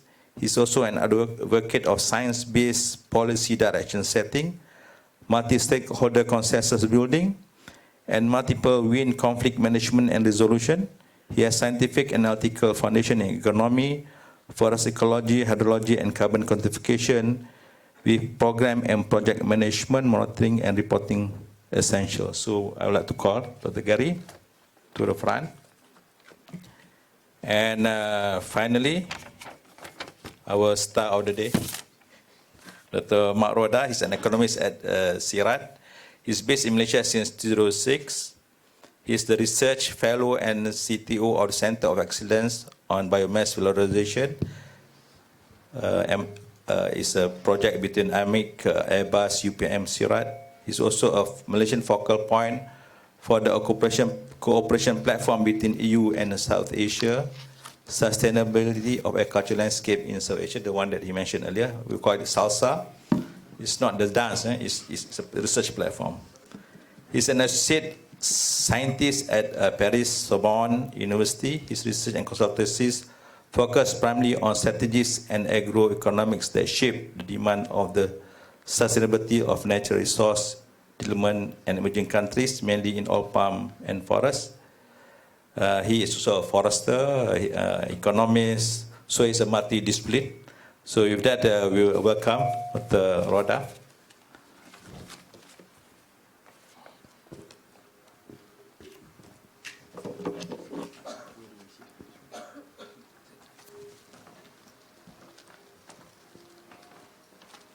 Okay, so thank you patiently for the introduction.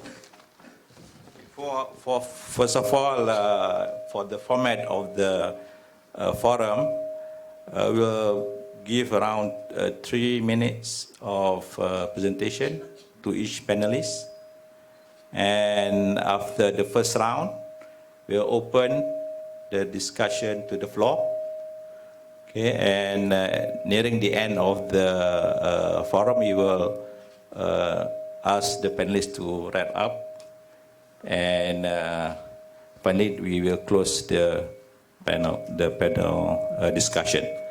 So there are various issues as discussed earlier by Dr. Roda on basically on palm oil. We know that palm oil is very important to our economics. And unfortunately, in the West, it is being labeled as a negative issues such as deforestation, health issues, and so on. So maybe the panelists can give some insight. What will be our strategy to reduce these negative impacts, and hopefully we have a better future, in terms of oil palm in the West. So I would like to call upon Dr. Sudram first to present. Thank you. Thank you, Professor. Good morning, ladies and gentlemen. It's still morning. Pleasure to be here with you. This morning I walked in blind and deaf because the panel, I knew what was happening here, but I thought it's best to get questions from the audience. The reason being that the presentation from Dr. Roda actually has set the ball rolling, in the sense that the issues facing palm oil today are very complex and multifactored. And this has got to be addressed in so many ways. There is no simple one-track solution to addressing the anti-palm oil lobbies that we have to deal on a daily basis. But so we ourselves have to be very innovative in addressing these issues. Now, for example, let me just recall some salient points that Dr. Roda presented and use that as a talking point, if you don't mind. Okay. He indicated that the consumption in France was about 50 kgs of oil per year, per caput or per person, and that palm oil only was 2 kilograms. Now, if you calculate that in terms of energy density, because as a nutritionist, you always say fat energy, the French have a very unique situation in the sense they call it the French paradox, which allows them to eat too much of fat. In this case, the 50 kgs translates to about 42% fat, but in which palm is only contributing about 1.3% energy, minuscule. And yet, in France specifically, palm is continuously targeted, and in fact, in many ways, France has been the trigger point for much of the anti-palm oil campaign, including the title itself, the Nutella tax. And we have had a history of addressing this issue there. And today, while we talk about what is known as the Delegated Act that Mr. Chandran alluded to, which actually puts a ban on the use of palm biofuels in Europe. The Europeans had the word ban, but we insist on calling it a ban no matter what. Okay? The French ambassador debates that with me regularly, saying it's not a ban, but dear sir, it is a ban all the way. Okay? That's my response to him.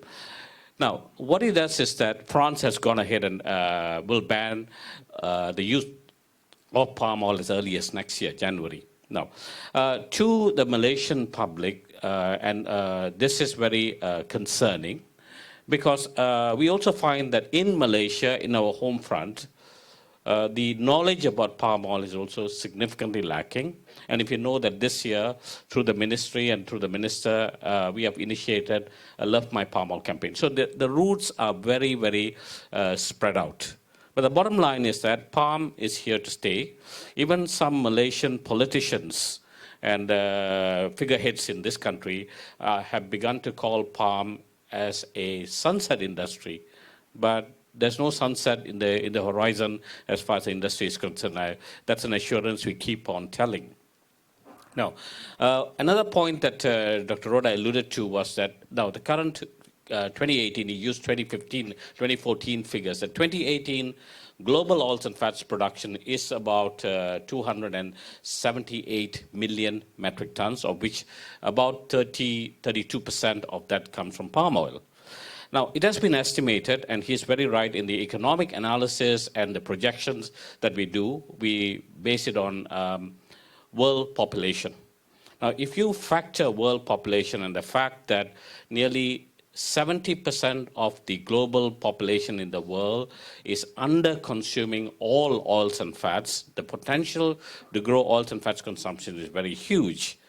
Now, if the world is to sustainably meet that requirement, it has been estimated that starting about 5 years ago, we should have added approximately about 200,000 hectares of agriculture land, new agriculture land, for the cultivation of all oil seeds and oil-bearing crops, of which 100,000 tons 100,000 hectares per year should have been oil palm cultivation. The statistics, we know we have it, but we are not allowed to do that because there is a overindulgence from the NGOs who say that you cultivate oil palm, that you create deforestation, you create a climate challenge and a sustainability challenge. So less and less investments are being done into the oil palm sector, and supported the reduced cultivation or expansion is supported by the major financial institutions in the world who pretend or have an umbrella of sustainability, unfortunately, umbrella provided by my colleagues at RSPO. The thinking is not straight. So this is another challenge that we also have. So the question is, in addressing Malaysia's way forward, we say that we will make the entire supply chain certified sustainable primarily through MSPO, and there's a very big reason behind doing that, and we'll talk about it. And we need to make progress. Now, I don't want to give you the impression that everything done in Malaysia is perfect. We agree and acknowledge that we have been less than perfect, but we are marching towards bettering the score towards perfection. It's going to take a long march. So, ladies and gentlemen, it is a very challenging time. Europe is in our radar, but Europe is not the only market we deal. At risk now, because of what's happening in Europe, is about 800,000 tons of Malaysian palm oil. And we have been asked out of MPOC whether we can find an alternate market for that 800,000 tons in the next 3 years or so. Our response has been, we will do it. And we know exactly what to do it. And how we do it actually embedded in some of the things that my friend Dr. Rhoda indicated, but the working mechanisms are there. So I want to leave you at that, and I think it is better that if you, as an audience and a concerned audience, poses those questions, and we'll be prepared to answer. At least I'll be prepared to answer that. Thank you. The insight, very interesting. We will wait for the question and I give Mr. Chandan to give some of his point. Thank you. I think all of you, a lot of you here are young people, I see, and it's good to see that. The concern that humanity faces today is climate change and global warming. Now, if you've looked at the 2015 United Nations Global Sustainability Agenda, Sustainable Development Agenda, there are 17 goals listed there. What is interesting is oil palm and palm oil will address 10 of those goals. It's already been recognized. 10 of the 17 goals will be addressed by the development of oil palm and the use of palm oil. And I think Dr. Roda's presentation makes that very, very clear. So that is the plus point that we have. The second issue is the IPCC report on climate change. And they have now come out with 1.5 degree increase in temperature can cause havoc. And we have already seen climate havocs all around the world in the last couple of years, including Malaysia. But initially, it was supposed to be 2 degree increase by end of the century, but now they've cut it down to 1.5. So what is the cause of this climate change? Deforestation is number one. But as Dr. Roda pointed out, if you look at the world today, where are the forests? It's in the island of Borneo, Kalimantan, Sabah, Sarawak, and a bit of Brunei. Then you have in Africa, the Congo, where again, development is going to take place, agricultural development, etc. Then you have the Amazon on the left. That is a tropical belt. And that's where the forests are. They are the lungs of the world. If you also look at it, if you take 15 degrees north and 15 degrees south of the equator, that is where you have the highest levels of poverty. You just look at the African belt. It so happens like that. And this is where you have the highest levels of forest. You also have the least developed countries. Hence, what is the option for these countries?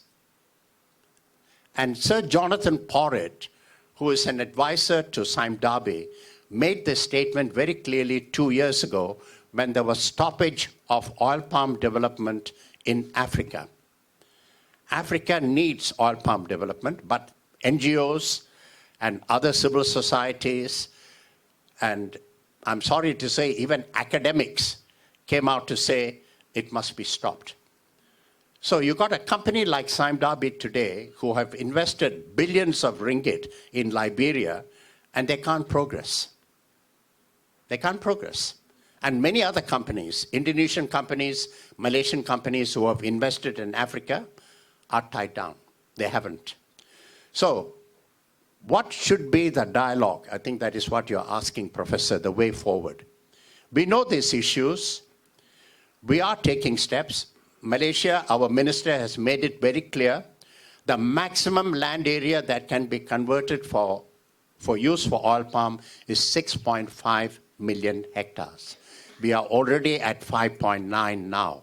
So which means you got another 600,000 hectares. In fact, I told her the other day at another forum, YB, you should cap it at 6 million and not go for 6.5. Then she said to me, unfortunately, I don't have control over the land. The land belongs to the state, not to the federal government. The federal government doesn't own any land, except the land in Putrajaya. You know, all are owned by the state. Now, the state needs development. Now, what is the state that needs a lot of development and which has got the highest poverty rate? Sarawak. So this is why Sarawak has made it clear they want to expand oil palm. Now, it is a state matter, but I think they are also responsible, especially the new government in Sarawak is responsible. They have made it clear that any more land clearing that is going to be done will be done on native customary right land, which happen to be mineral soil, and not on state land, which is peat. So the cultivation of oil palm on peat land has got to be stopped. Now, that is a good move by the government, of the Sarawak government.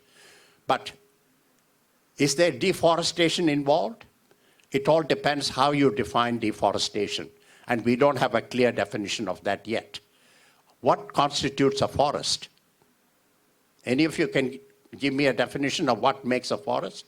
If you've got 10 trees behind your house, can you treat that as forest? Yes, you can. If the neighbor has only got 1 tree or no tree, you can turn around and say, I got 10 trees, therefore I am the one who is attracting all the birds and all the insects, Huh? So I am improving the environment where you are not. So there is a big debate over that as well. But I think what we need now is, I would sum it up like this, not confrontation, because Malaysia need to export. We are a trading nation, just like Holland, Netherlands. Everything that we produce in this country, we have to export. We only have 34 million people. So remember that. Whatever we produce, electronics, food products, palm oil, etc., we have to export in order to survive. So what we need is, and I'm sure my colleague here who's expert in negotiations will understand, what we need is collaboration and not confrontation, the way forward. Because we need to secure the market. And market access is very, very important to us. Thank you. Thank you very much. So issue of deforestation is always being linked to palm oil. And I'm sure that Dr. Gary has been defending Malaysia left and right at the climate forums at UNFCCC. So I think it's now you can give us some point on how do you deal with this type of issues. Thank you. Yang Berbahagia Dr. Zulkifli, distinguished moderator, ladies and gentlemen, it's a pleasure to be here. Normally, I would not be here. I would be in Bonn, Germany at this point for the meetings of the COP, the summer session, the subsidiary bodies. But since I'm no longer with the division, climate change, I'm now working directly in YB Yobi Yin's office. Let me be clear, it's not YB Teresa's office. It's a distinct honor and pleasure to be invited. From the standpoint of MESTEC, what we're looking at really is a number of issues related to oil palm, linked particularly to, first of all, the energy policy. As the Ministry for Energy, we are clearly responsible for how we consume fossil fuels, how we change the consumption of fossil fuels, how we assess the various alternatives to fossil fuels, and certainly biofuels is one of them. Now, it's a growing area. If you've been watching the news, you now know that Indonesia has gone up to B30, all right, and we are still at B7, looking at B10, all right. So that's an important point. We're also the Ministry for the Environment. So we actually do look over quite a few of the 17 Sustainable Development Goals. So air quality is certainly a concern for us, and that expands into climate change and CO2 emissions as well. Also, thirdly, and quite importantly, we're the Ministry of Science and Technology as well. And herein lies, I think, partially a link to the collaborative efforts that are needed, together with some of the important solutions to address the issue of climate change and sustainability in one fell swoop in Malaysia. And I think that these linkages need to all be addressed, and they need to be addressed in an atmosphere that is what I would call scientifically honest. All right? So we're very grateful to Dr. Mark Roda for putting the large amount of information in a context that is very simple to understand, that's very clear. And from this, what we see is that if we are prepared to be intellectually dishonest, then we can actually support a lot of very, very dire myths. Okay, and if in fact, I would go further to say, if it were just a ban on oil palm, it would not be so bad. What I think is worse is this idea of demonization, that you have characterized and painted with a very broad brush, okay, that an entire industry is responsible for things like extinction of the orangutan, loss of habitat, and things like that, with very little regard for the fact that you're actually dealing with countries that have signed up to meet all of the 17 Sustainable Development Goals. Okay? Key one would be, of course, goal number 2, hunger, right? Goal number 1 is poverty, of course. That's why we came up with the FELDA and these land schemes too. And as a country, we've actually been remarkably successful at jumping out of this poverty in terms of development. Life on land, okay, goal number 15. Climate action, goal number 13. All these are very important. And then, of course, clean energy and employment. All right, so these are all part and parcel of the ministry's drive towards achieving the Sustainable Development Goals, together with achieving the national determined contributions, which is our contribution towards reducing greenhouse gas emissions. But I think a major goal that is sort of glossed over in all of this is the goal of education. I think that as Malaysians and as a global population, we are still very easily misled. And so I think that it's thanks to individuals like Dr. Rhoda and his organization, who, while they are from Europe, are actually helping to explain and to educate the public regarding what the facts are about forests. I deal with this on a day-to-day basis. There's a lot of misquoting of politicians, misquoting of scientists by the media. Many times, despite their best efforts and no ill will on their part, they tend to get numbers wrong, and there's a lot of damage control that goes into that. But the triangle has always been clear. We do have government policy that has to be brought to bear. This policy has to be reasonable. So this policy and the laws and the acts and the strategies that come from it have to be discussed and engaged with the private sector. And all of this, of course, has to be in the daylight, that it has to be in a forum where the public can actually look at it, assess it, and bring their own expertise to bear as scientists, as economists, as academicians, to assess where the truth lies between the various viewpoints and the various narratives that surround this. So in sort of wrapping things up, it's difficult to come last because everything has already been said by a very eminent panel of experts here. Just suffice to say that in closing, I think that one of the issues that is raised very often is the fact that we have strong protection for our forest reserves, but that the globe is now going to different metrics to assess deforestation. In particular, it's moving to a metric called tree cover. And that tree cover can actually exist outside of our forest reserves in what we've long time, for many, many years, characterized as our development land bank. Tree cover also exists in urban parks, in neighborhoods, in new developments that have mandated minimal areas of green space. All right.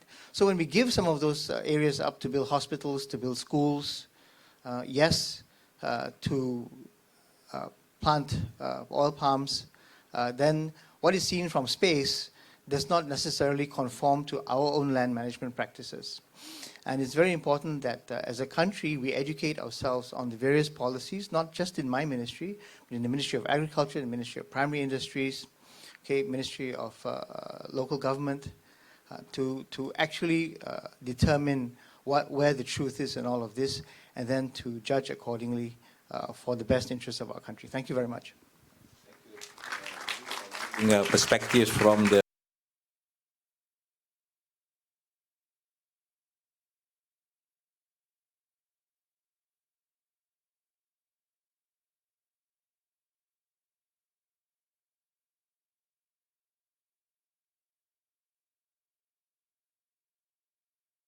geopolitics, and the geopolitics root into the very local economics. Mr. Chandran just gave an example of Sarawak. A few days ago, I was looking at the numbers of Sarawak, what the Forest Department of Sarawak receives of income when they manage the forest. When they rent the forest to the tourists, when they protect it, or when the forest is on agricultural land and is not forest anymore. The land is producing palm oil and is sold through companies, and what the Sarawak department receives. Those numbers you can find, they are not totally up to date. The last numbers I got were from 2015 or 2016, but it's very striking if you do the calculation. When you protect parks, with all the setup of the parks and the number of tourists that come in all the cave and so on, they receive 5 ringgit per hectare. Sarawak department receive 5 ringgit per hectare from protection, ecotourism, all the activities. You know, it's the balance between the cost and the income, 5 ringgits. When they do the balance of income, spending and income, and what is the balance of that, when they do forest harvesting, so it means they have forest and they harvest under forest management. So the forest is still there and is to be there forever, but they take timber out. They receive, the Sarawak department received 50 ringgit per hectare. And when they have hectares of palm oil, they receive 2,000 ringgit. Mr. Chandran was saying it's the poorest state of Malaysia, where the highest rate of poverty. Of course, if you put yourself in the shoes of the local people, they have to go to palm oil economically. No choice. So as an economist who is concerned by the planet as well, I would say my final words was look back to my figures of the inequality of the spending power and the number of hectares. This is where the share need to be.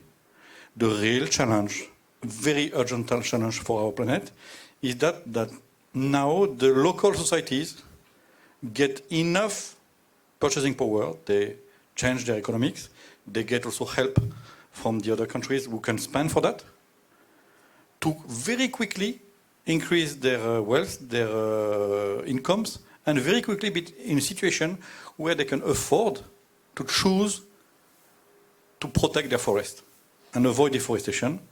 That's the real challenge to do. So it means not managing the forest, not managing the plantation of palm oil. It means managing the landscape. All of these issues, including the roads, including the hospital you need to build, including the dam that you need to build to produce energies. So this is the urgent matter. Deriving the money to let the local societies to be able to protect the forest. That's the economic view. Thank you. Okay, thank you. Now we open for the floor to pose any question or comments. Please identify yourself and your organization before giving any comments or question. So we open.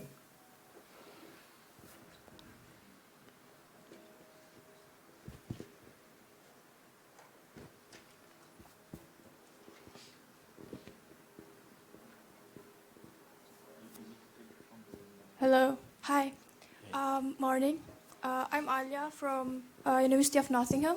I'm a researcher in the School of Environmental and Geographical Sciences. So I got this email from William F. Lawrence from the Center of Tropical Environmental and Sustainability Science. He said in his email that Indonesia and Malaysia are pulling all stock and strong-arm the EU into backing down their palm oil ban.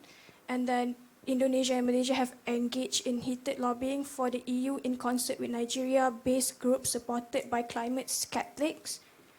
And they are even threatening to pull out of Paris Climate Accords. So like the question I want to ask Dr. Gary and Mr. Chandran, you said just now that climate change is the biggest issue nowadays globally. So why are Malaysia and Indonesia doing that, threatening to pull out of the Paris Climate Accord, and then also, supporting Nigeria-based group that is the climate skeptics? Okay, thanks. Okay, thank you. Dr. Gary, you want to? Okay, make one more question before we respond. I think, okay, please. Thank you. My name is Teo Cheng Hai. Rather than being affiliated, I'm affiliated to a number of organizations, but I rather speak as an individual. Dr. Rhoda, I think I really enjoyed your presentation, but the two slides really struck me that has not been shown before. Is your slide showing the deforestation in Indonesia and Malaysia. And there's no linkage, no strong linkage between the crop and deforestation. And yet this is one of the key issues globally, that people say that there is a linkage between palm oil and deforestation. If you look back, even the Consumer Goods Forum, which represents the bulk of the world's consumer goods companies, have programs like de-linking deforestation from the supply chain. The GEF, Global Environment Facility, also talks about de-linking.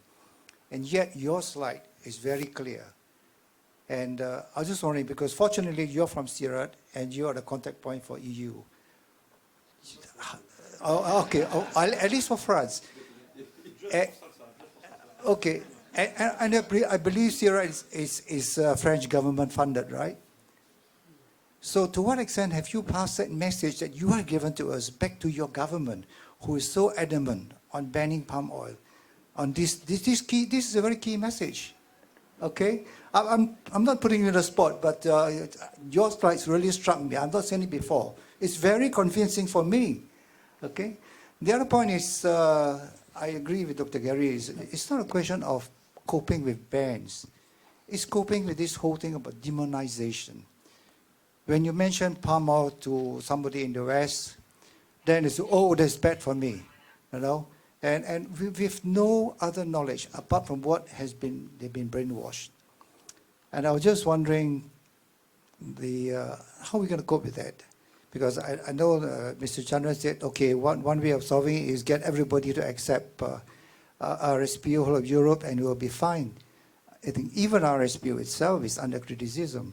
Even by the founders of RSPO themselves have been criticized, has been putting things in which is beyond the reach of the smallholder. For example, recently they have relaunched a higher standard than RSPO, and it's been acclaimed to be the next standard. So as it goes, the goalpost is changing. Okay, so while Mr. Chandran said yes, this should be recommended, but I think there is inherent risk there, because the messaging is that right now RSPO accounts for that's your slide, 19% of the world's production of palm oil. But then it could be twisted by the non-state players like civil society and say, well, the whole world, only 20% is sustainable. Well, 80% is not sustainable. I think that's very wrong messaging. It's a huge risk there. And this is where, although we have not mentioned about the national standards and MSPO and ISPO, we should be putting a place in, as you said, the government-driven standards should have a place rather than just the market standards, because the market standards is driven by the market, and the uptake will never, to my mind, for Europe, I would say we'll be very optimistic if you ever go beyond 25 to 30%. Thank you. Okay, thank you. So we'll ask Dr. Gary to respond first before. Yeah, thank you very much. It's very surprising to hear this, and there's actually a bit of irony in this, because if I were a climate skeptic or a climate change denier even, then I would actually be pulling for annual oil crops and supporting annual oil crops.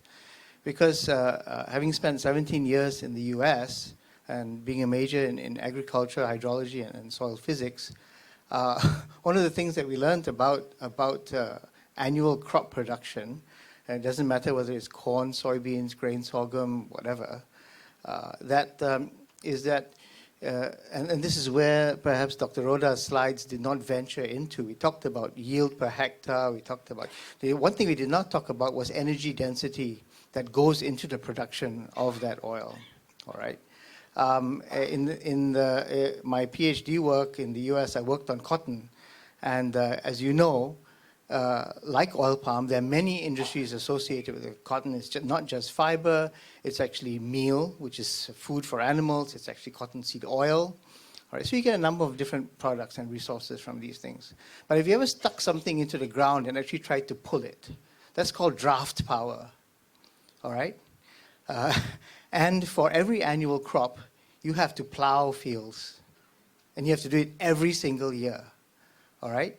You have to traverse the field for fertilizer application. You have to traverse the field for herbicide application. You have to traverse the field for pesticide application. And then you have to harvest it. All right, with cotton, it's even more interesting because you plant the crops until the rows close, and then you can't even go in with a ground-operated vehicle. You have to fly everything on. And the carbon footprint of that's even higher. To harvest cotton, you have to hit it at least 3 times. You have to hit it with a defoliant to drop the leaves. You have to hit it with a desiccant to open the bolls. And then you have to harvest it within a week of the bolls opening so the cellulose doesn't get wet by rain and catch fire. All these things are very highly mechanized. Yes, they are highly controlled. They are they're controlled down to the day by computers and everything. But the issue is that all of this requires energy, and the bulk of this energy, in fact, all of this energy is fossil fuel energy. Right? And this is not counting all the areas that require irrigation. And that irrigation is not rain-fed like ours. It is below ground irrigation. The water has been pumped either out of rivers or out of aquifers, and then put on the field for every crop year in, year out. All right. So I find it very hard to believe that Malaysia, a country that actually led the G77 and China in the negotiations of the Paris Agreement, we were the overall coordinator for the group of 77 in China, 134 developing countries, all the developing countries, okay, to find a Paris Agreement that we could agree with. And we haven't pulled out of it yet, unlike some other countries that have talked about it. Some other countries have said they're going to do it, and some other countries have had politicians that talked about pulling out of it, developed countries. All right, I find it difficult to believe that at this point in time, our interests would actually be denying that climate change is actually happening when we've established very clearly that the oil palm industry is one of those industries. It's not the greenest industry yet. Okay, we're looking at all the technologies that can be used for every single product and byproduct of the oil palm industry, and we're not there yet.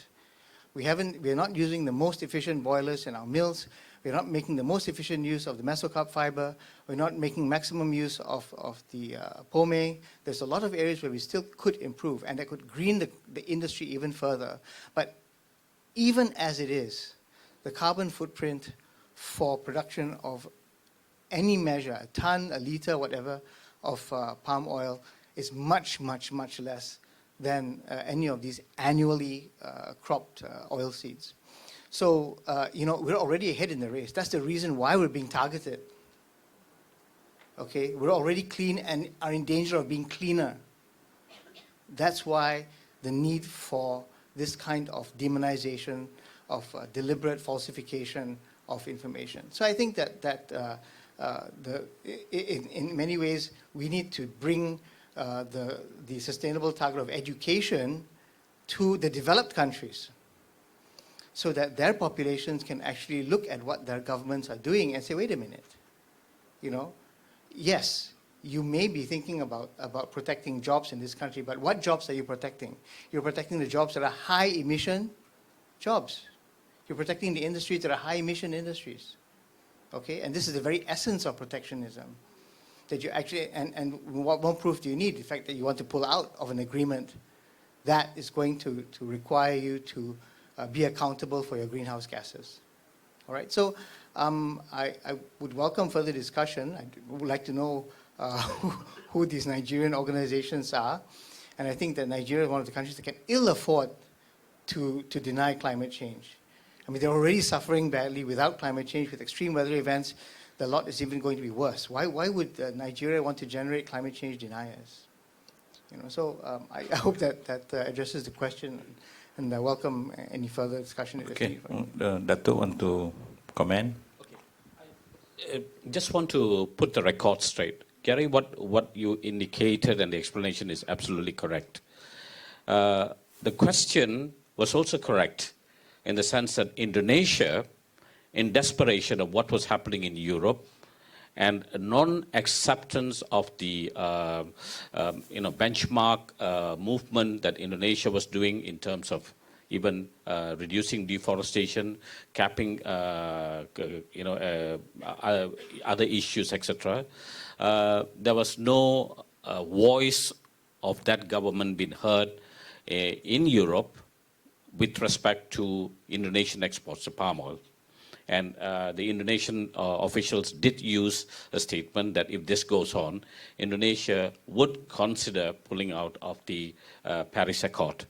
Okay, that was indicated, and that is a response to what was happening in Europe, at the European Parliament, in the Council, and etc., as they were moving aggressively towards what is now known as the Delegated Act and leading to the ultimate ban of palm oil. So it's all interlinked.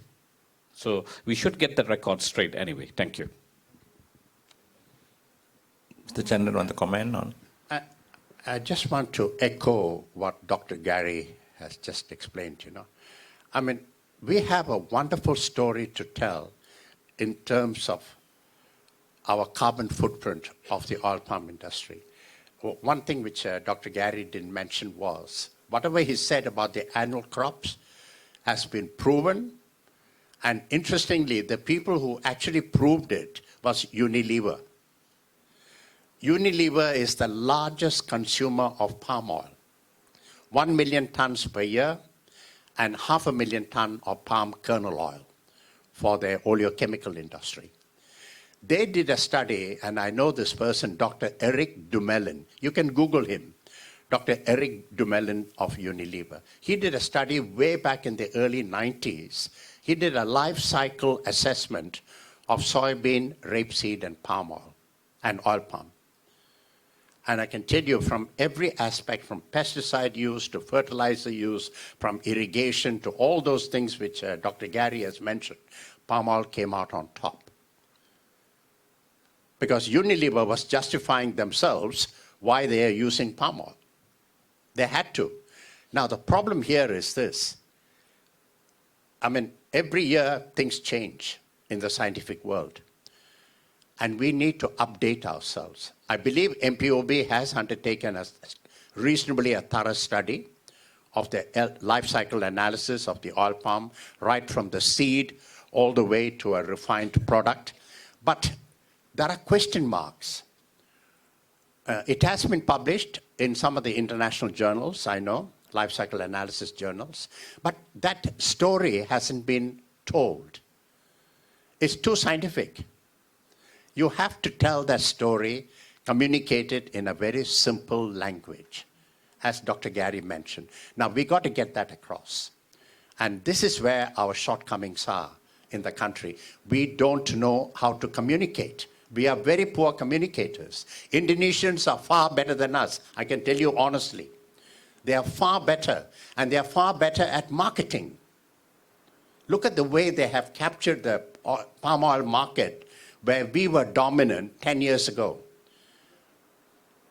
We are no longer dominant in India, in Pakistan, in Bangladesh, in the Middle East, in China, in Europe. And how did the Indonesians do it? 5 companies. That's all, 5 companies. They didn't need government help. They did it all by themselves. I mean, that is their strength. And I think we have been complacent because we are the people who made the industry successful.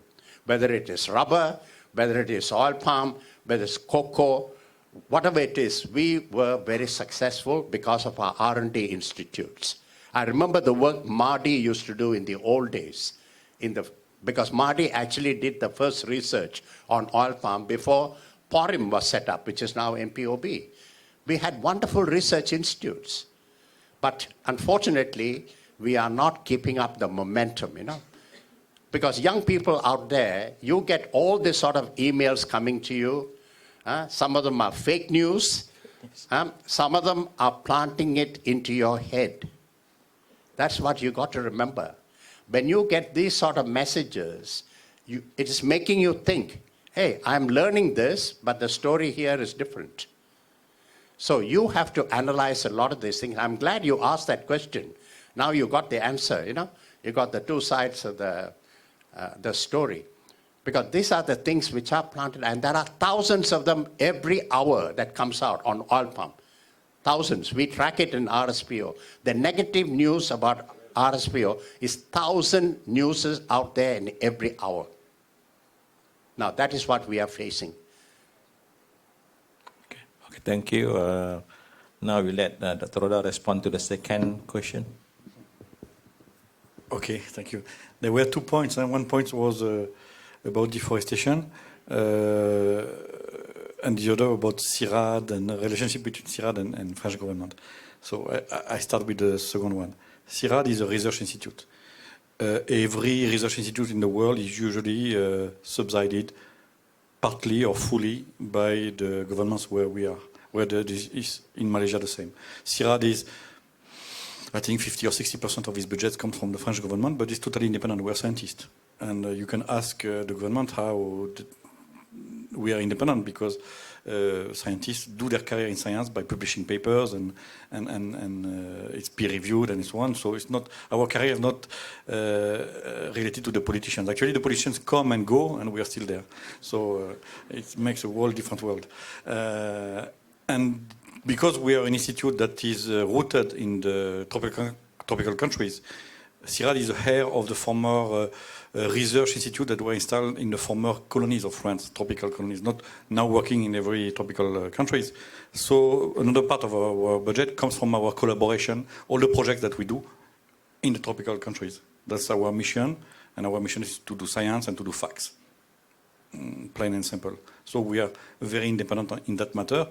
And of course, you will have some political discourse at some level, and we are publishing our facts and putting the facts and our result. That is, like everywhere, it's a different world. And of course, you guess with my talk that I didn't become politician because I don't have the skill. So being incapable of that high level of competence, I am just a scientist. And the second point was deforestation. Palm oil did deforest like many other crops. That is undeniable. What I said did, and still continues also a bit. Forest in tropical countries like Malaysia, Indonesia, many African countries, Brazil, Papua, a wealth that is existing there before the humans came even, and it has been paid by nature, by God. And the countries need to develop, need to become wealthy. Some countries are already wealthy, some others are lacking behind, so they need the process. One of these process is to use the wealth that you are there to convert it first in agriculture. Then, when you get wealthier, you can have schools, then you can have people educated, and then you can have industries, and then go into the service sectors. It's happening everywhere. And everywhere, you see the same process. Forests are cleared until a level and make place to agriculture, different agriculture. In Malaysia, like in Indonesia, the first wave was really Gambia. You know, it was the 19th century, it was to tan the leather. After that, rubber came, and it was the big wave. Palm oil as a big stuff come only later. So deforestation actually was the matter of rubber development, mostly, but also a bit of palm oil.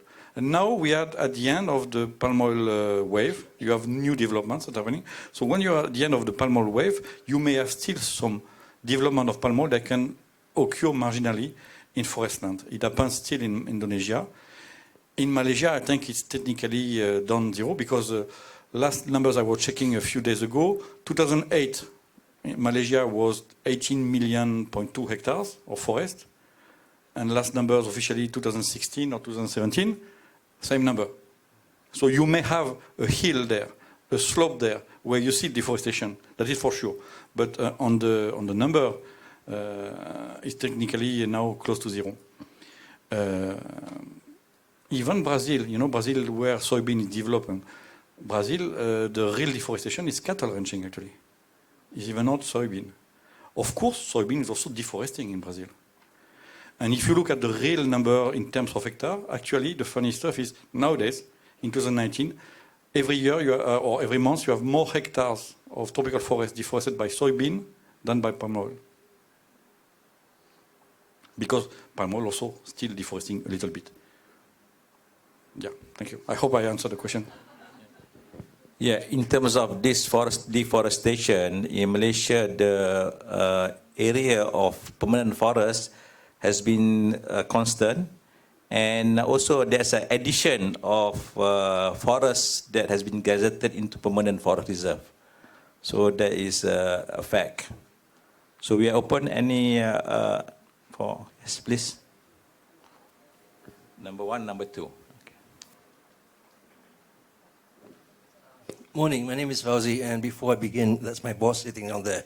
So I hope I still have my job by the time I finish this question. I'd like to echo Mr. Teo's sentiment just now. Very true. But my concern is this. For years, since the Nutella tax incident, efforts by all parties, Malaysia, Indonesia, has continued to be going on. Government level, agency level, industrial level. Each time they go into a discussion, the next few months, a new rule comes out. The game plan keeps changing. So every time we keep defending. I think, this is my personal point of view, I think we need to take a cue from Mr. Trump himself, Mr. Chandra said no confrontation. I say, yes, there is a confrontation, but an academic confrontation. We, at our office, we've done a little bit of looking into the situation. What would happen if palm oil is taken out of the European equation formula?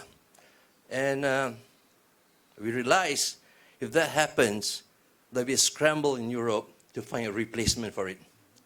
Don't forget, they've got rapeseed, sunflower, multiple soft commodities. And there's no way you can depend on one particular commodity down there to supply the shortfall if palm oil is taken out of the equation, all right? So maybe it's time for us to put our foot down and tell them there's a possibility that we may withdraw our support of palm oil into Europe. That may trigger them to be more sincere in their discussion with us. But we don't want to do that because we have got investments on there also. But what we need to try to do is bring the parties down to an academic discussion which is realistic, not keep changing every time something is blocking their views, and that we have the sciences on our part that we can also share with them. So that's my point of view. One. Okay. So the boss wants to respond. The boss wants to support the colleague. Okay, what he's saying is true. You see, the problem with Europe, and right now, the problems of palm oil is Eurocentric. And because the simple reason is, and this was alluded to, if you look at the exponential growth of uptake of palm oil in Europe, it has been tremendous. We've tracked that that growth has been triggered by Europe's decision to decarbonize its transport system and convert and use biodiesel. Use diesel engines in place of other forms of transportation. Everything was going well. The two things that changed their mindset, I think, was, one was they became over-reliant on imported palm oil coming from Indonesia and Malaysia to sustain their renewable energy directive. The second real trigger was when they found out that a Volkswagen fiddled with their emission numbers in their diesel engine. That sent the thing completely in a weird circle. Now, going back to Mr. Teo's thing, the data is there, but every time we sit in a round table, on a discussion table, and this is with the highest policy and decision makers in the European Union, they fiddle with the, I wouldn't say they fiddle with the data, they fiddle with the interpretation of the data. Okay, and that was most obvious in the very recent episode we had with the Delegated Act. In fact, we were was asked to sit on the expert committee, and on behalf of Malaysia, we actually put a 48-page comment on the Delegated Act. They have not paid attention to those 48 pages. And the next day after we sat around in an expert committee with the Europeans and other producers, etc., they moved forward and adopted the Delegated Act.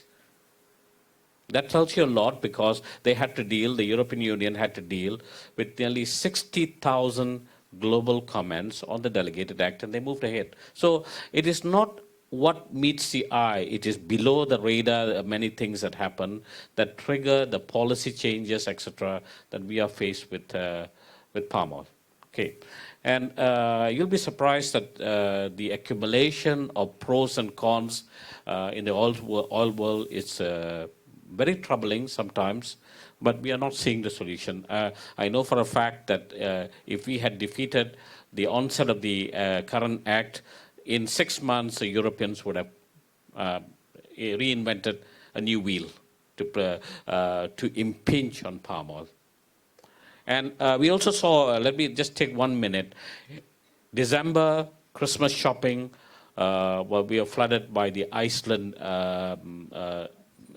supermarkets, Rantan video. But somebody told me it went 70 million viewers, and it was triggered, it was supported by the most aggressive of the anti-palm oil NGOs, Greenpeace. So you can do everything right on your doorstep, but what the other party interprets is the challenge. And I also must agree and disagree with Mr. Chandran. We say we are bad communicators, but I always tell people like him, find me a better communicator. Right? And this is where you, ladies and gentlemen, can become the so-called communicators, because you are the silent majority who don't speak up. And your future is at risk because your future is, in a way, interwoven with Malaysian palm oil to some extent. Thank you. Thank you. We have one, Mark. Yeah. Yes, a quick question.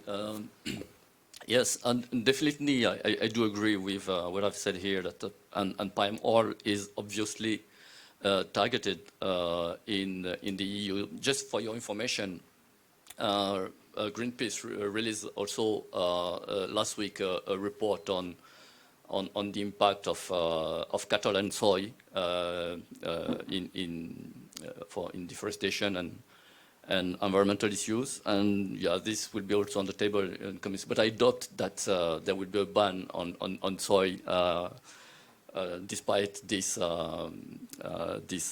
new campaign. I just wanted to have some insight from you, Mr. Chandran and Sandran, from the industry. In what is in EU actually the ban? It's a real ban. Is mostly on the use of palm oil for biofuel. This is for the RED II. So I wanted to know how profitable is for the Malaysian exporter this market, this outlet, meaning the biofuel, compared to what used to be the food usages, for example, and is that a possibility to substitute partly in terms of economic value and in terms of volume for this outlet in the EU at least? And my second question was, how do you see the erection of the industry, especially all these companies that have made the effort to be, that have invested in certification, and especially for the biofuel, for example, those who went through the ISCC certification program. So they're on the table, and how do they see their future for this specific market in the EU? Thank you. Okay, let me address the second question first. You see, everybody should understand that up till now, and even today, even as we speak, there is flow of palm oil into Europe for the biodiesel and renewable energy sector. And everything that goes into Europe for that sector must be certified sustainable. And they had primarily depended on the German certification scheme, ISCC, International Certification, Carbon Certification Scheme. And it was a German standard that was applied and accepted in the EU for that.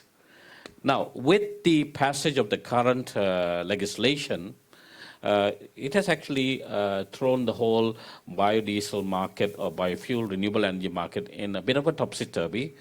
Example, France bans biodiesel in January, but France had actually, Total in France had built a bioenergy,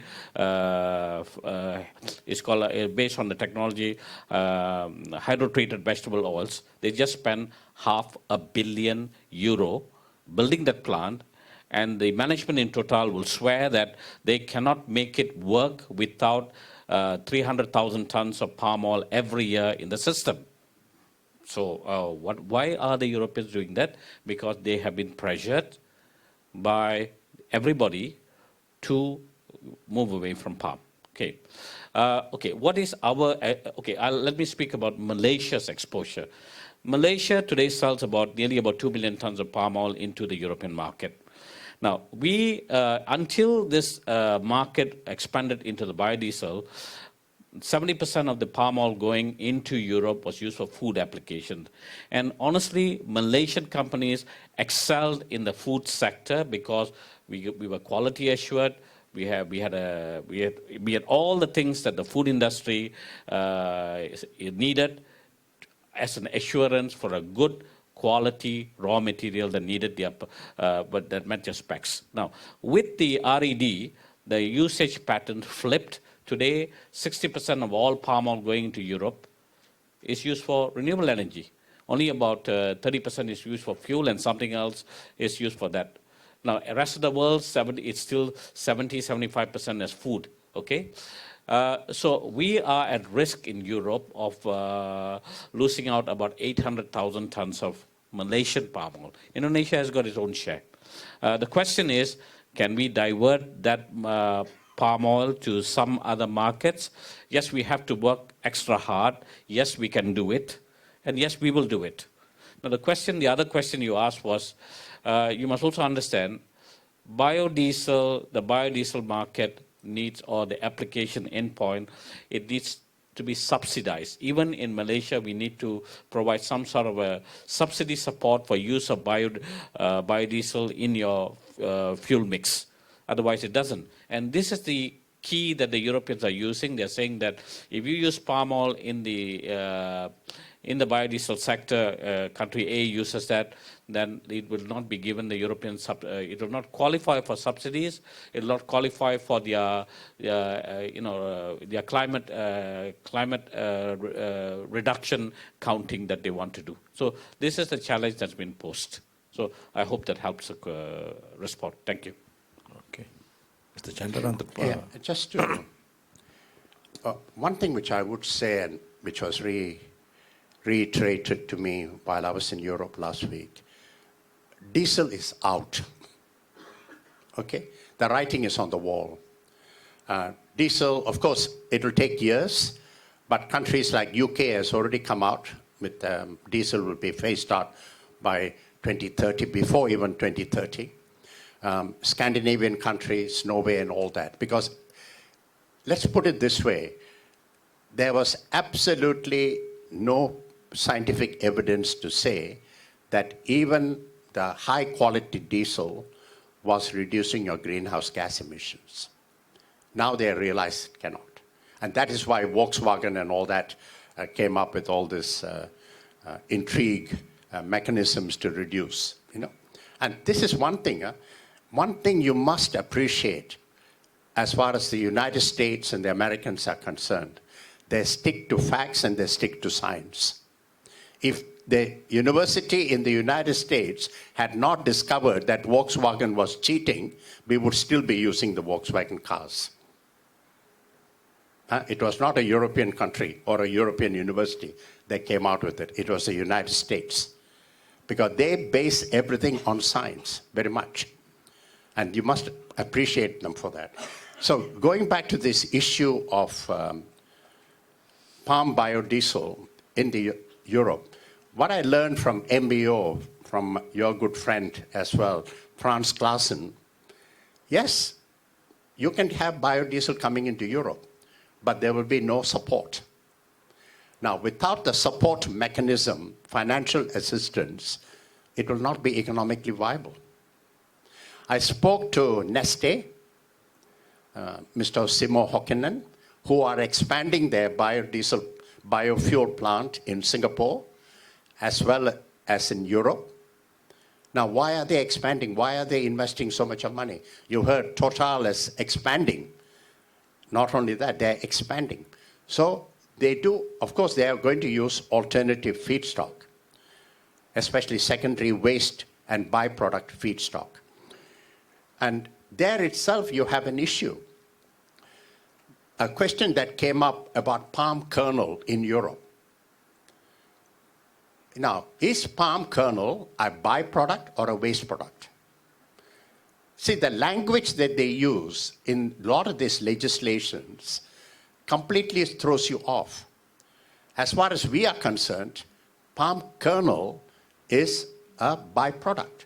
Now, they are asking now RSPO certified palm kernels. Have you ever heard a joke like that?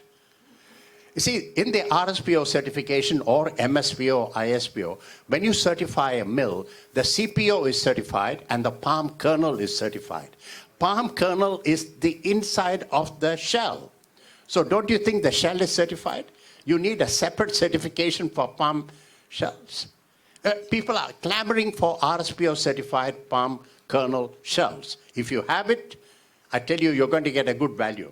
As you know, Lafarge is the company that uses most of the palm kernel shells in this country because they get a carbon credit for it. I mean, it's going beyond common sense when they come up with the demands of this nature.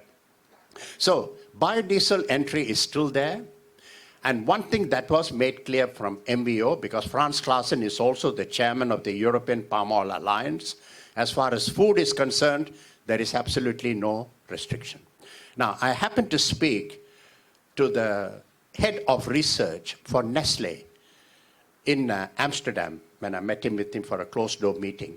And he said to me something which I never knew. He said exactly what Dr. Roda said. Structurally, chemically, palm oil is the most versatile oil. And you know what he said? Oh, we don't talk about derivatives anymore. We talk about derivatives of derivatives. And I said to him, can you tell me what is the number? And he said, at the moment, Nestle has identified 6,000 derivatives of the palm oil. Now, then you're talking about, because salt chemical molecules, which any chemist can create new molecules for new uses. That is how versatile it is. Unilever has made a decision to invest or move away from their detergent market to personal care products. Do you know the market for personal care products is going to be by 2025? $130 billion US dollars. Personal care products. Now, we all know in Asia, the biggest people who use personal care products are the Koreans. That's why you're coming up with all these new brands from South Korea. But the market is going to be in India and in Indonesia. Therefore, you're going to see a switch of these major companies investing into the oleochemical sector and into the personal care. That's where the value addition that you very rightly showed, Dr. Roda. Because these people, or the big companies out there, they have got so many research people involved. They are always finding new ways and the new uses for this. Because otherwise, they cannot survive. It's a difficult world out there, competitive world, and you cannot survive. Now, I just want to conclude by saying this. We're talking about sustainability. We have moved now to traceability. People are saying to me, hey, we don't really need your sustainability certification. RSPO certification is no more important. What we want is traceability. Give us palm oil traced all the way back to the smallholder or to the plantation, and we will pay you a premium. We don't need your certification. The world is changing in that respect, you know. Now, the biggest crunch Malaysia is going to face is not sustainability, is not traceability, but two things. One is food safety, which we haven't addressed yet today. We have a big issue with 3 MCPD-GE in palm oil, which MPOB themselves have said is a risk as far as carcinogenic is concerned. Okay, there's a debate going on. We need to get our act together in terms of quality is concerned. I think the MPOB is coming up with the revised standards, and I hope they will do it soon, because so far we are not selling the CPO that we should be selling, even locally, because a lot of it is contaminated, recycled, sludge oil coming in. We need to address that. Second, and the most crucial issue, is labor. And I'm glad it's not just what they call minimum wage anymore. The term today is fair and decent wage. Now, what is fair and decent wage? Well, I can tell you this. There is a study going on now with Monash University, together with companies like KLK, Kulim, Sime UP, and IOI. A joint study is being done on what constitutes a fair and decent wage. And hopefully that will come out sometime by end of the year, because that is what we are being attacked. Malaysia, Indonesia, no. Malaysia is being attacked on labor, because 80% of our labor are foreign workers. And this is a big issue for us, and we need to address. So two things, the labor issue and the quality issue. Sustainability and all that we have already addressed, and I think we are on the right track. That is not going to be a big issue going forward. But these two issues, we need to address it quickly. Okay, thank you very much. We will let Dr. Roda, the last person, to wrap up. Thank you very much. I will try to wrap up, not wrap up, but just reminding to everyone that we should never confuse the symbolism of the things, the economics of the food, the economics of the industry products, and the economics of the energy. They are all different. In the questions, sometimes we tackle all together, but actually they are separately. The symbolism is very important because Greenpeace, for example, they choose palm oil because they tap on the ignorance. The main market of Greenpeace is the Western market, where nobody knows about palm oil, nobody knows how this grows. So they tap of ignorance of people. They would never do the same with, I don't know, sugar beet or any products that grow in the country, because people would say, no, I have it in my garden, or and I know that what they are saying is rubbish. So ignorance. But at the other side of the country, of the world, I mean, in Indonesia, Malaysia, when you say biodiesel, even if it is marginally, the cut of biodiesel and will be economically something marginal, it tasks the pride of the country, because the wealth and the livelihood of millions of farmers in that region were taken out of poverty through palm oil. So it's a real success story, one of the very little case of crops that can really bring the farmers out of poverty because of structural things as well. The input that you put in and the output are incommensurate. You can do palm oil, planting them, and after that you do other activities. It grows by itself and it fruits by itself. So you just have to collect from time to time. So as a farmer, poor farmer, you can do that, and you have other time to do something else. It's not that if you do rice farming, you can feed yourself, but you have no time else to do anything else. So palm oil is a bless for them. So symbolic. Now, European countries, industry of food, whatever you do, the Western countries, the rest of the countries in the world are going to use more and more palm oil, because structurally it's the most adequate oil to do that food that is industrialized and that is used in the cities. Whatever you want it or not, that will come. So it's a growing market. Industry products, all the added value oleochemistry, that goes even, ironically, to the perfumes. Today you cannot do any perfume without products that actually come from the oleochemistry palm oil. As it was said, you have molecules that are derived from palm oil in everything. That industry market is going to grow, and it's impossible to trace. No one will ever ban here, because the molecules, once they're molecules, there is no difference between the molecule coming from palm oil or the molecule coming from fossil oil. It's the same molecule. And you have the biodiesel. And rightfully, biodiesel is another stuff. Structurally, biodiesel is a very local economic. Rudolf Diesel created the diesel engine, for farmers to use oil from their farm to run their tractors and to be self-sufficient, over-finished. And actually, the fact it was used by fossil fuel is a diversification of the story. But when you come back to biofuel, it's local. Guess what? 2 countries in Europe are relying on palm oil a lot for the biodiesel. It's Italy and Spain. And why? They don't grow rapeseed. They have no reason to subsidize rapeseed, because this is a German affair and a French affair, or marginally Polish affair as well. So when they need to use biodiesel, what they have to do? Buy soybean, buy palm oil. They buy palm oil, it's the cheapest one. So that's why Total is there and will be there. Total is in between Spain and Italy. I think they have a brain and they know how to use. That's why they are there. But on the long term, energy-wise, even palm oil is not a solution for the biofuels in the long term on the planet. What is the solution is the fuels out of lignocellulose-based material, which I remind to everyone.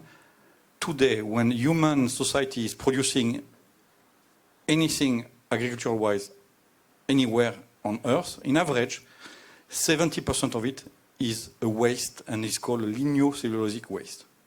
And it's not used, usually burnt or led to decay. So this is where society is going to tap in the future for biofuel. So, facts. Thank you.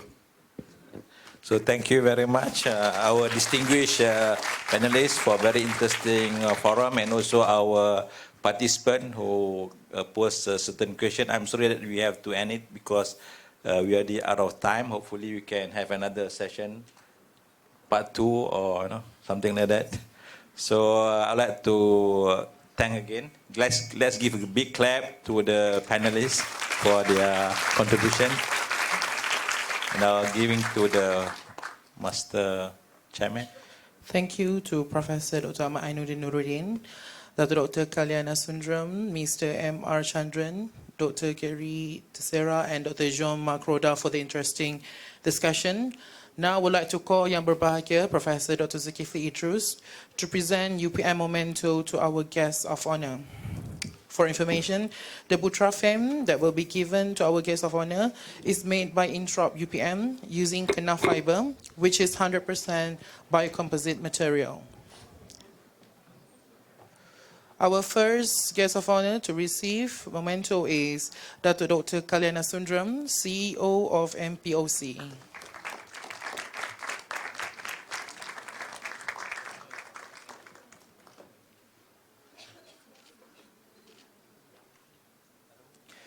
Next, Mr. M.R. Chandran, advisor to RSPO.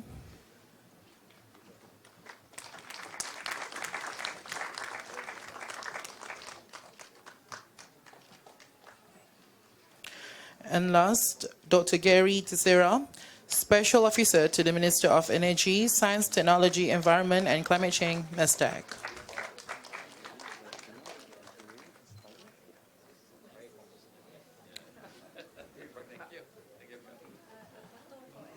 Ladies and gentlemen, with that, I would like to thank Yang Berbahagia Professor Dr. Zulkifli bin Idrus, Deputy Vice Chancellor, Research and Innovation, UPM, Professor Dr. Ahmad Ainuddin Nuruddin, Director of Institute Tropical Forestry and Forest Products, Dr. Kalyana Sundram, CEO of MPOC, Mr. M.R. Chandran, Advisor to RSPO, Dr. Gary Tissera, Special Officer, to the Minister of Energy, Science, Technology, Environment and Climate Change, delegates from government agencies and multinational companies, officers of UPM. All delegates are welcome to have lunch at the Bilik Jamuan downstairs. Bon appetit. Thank you.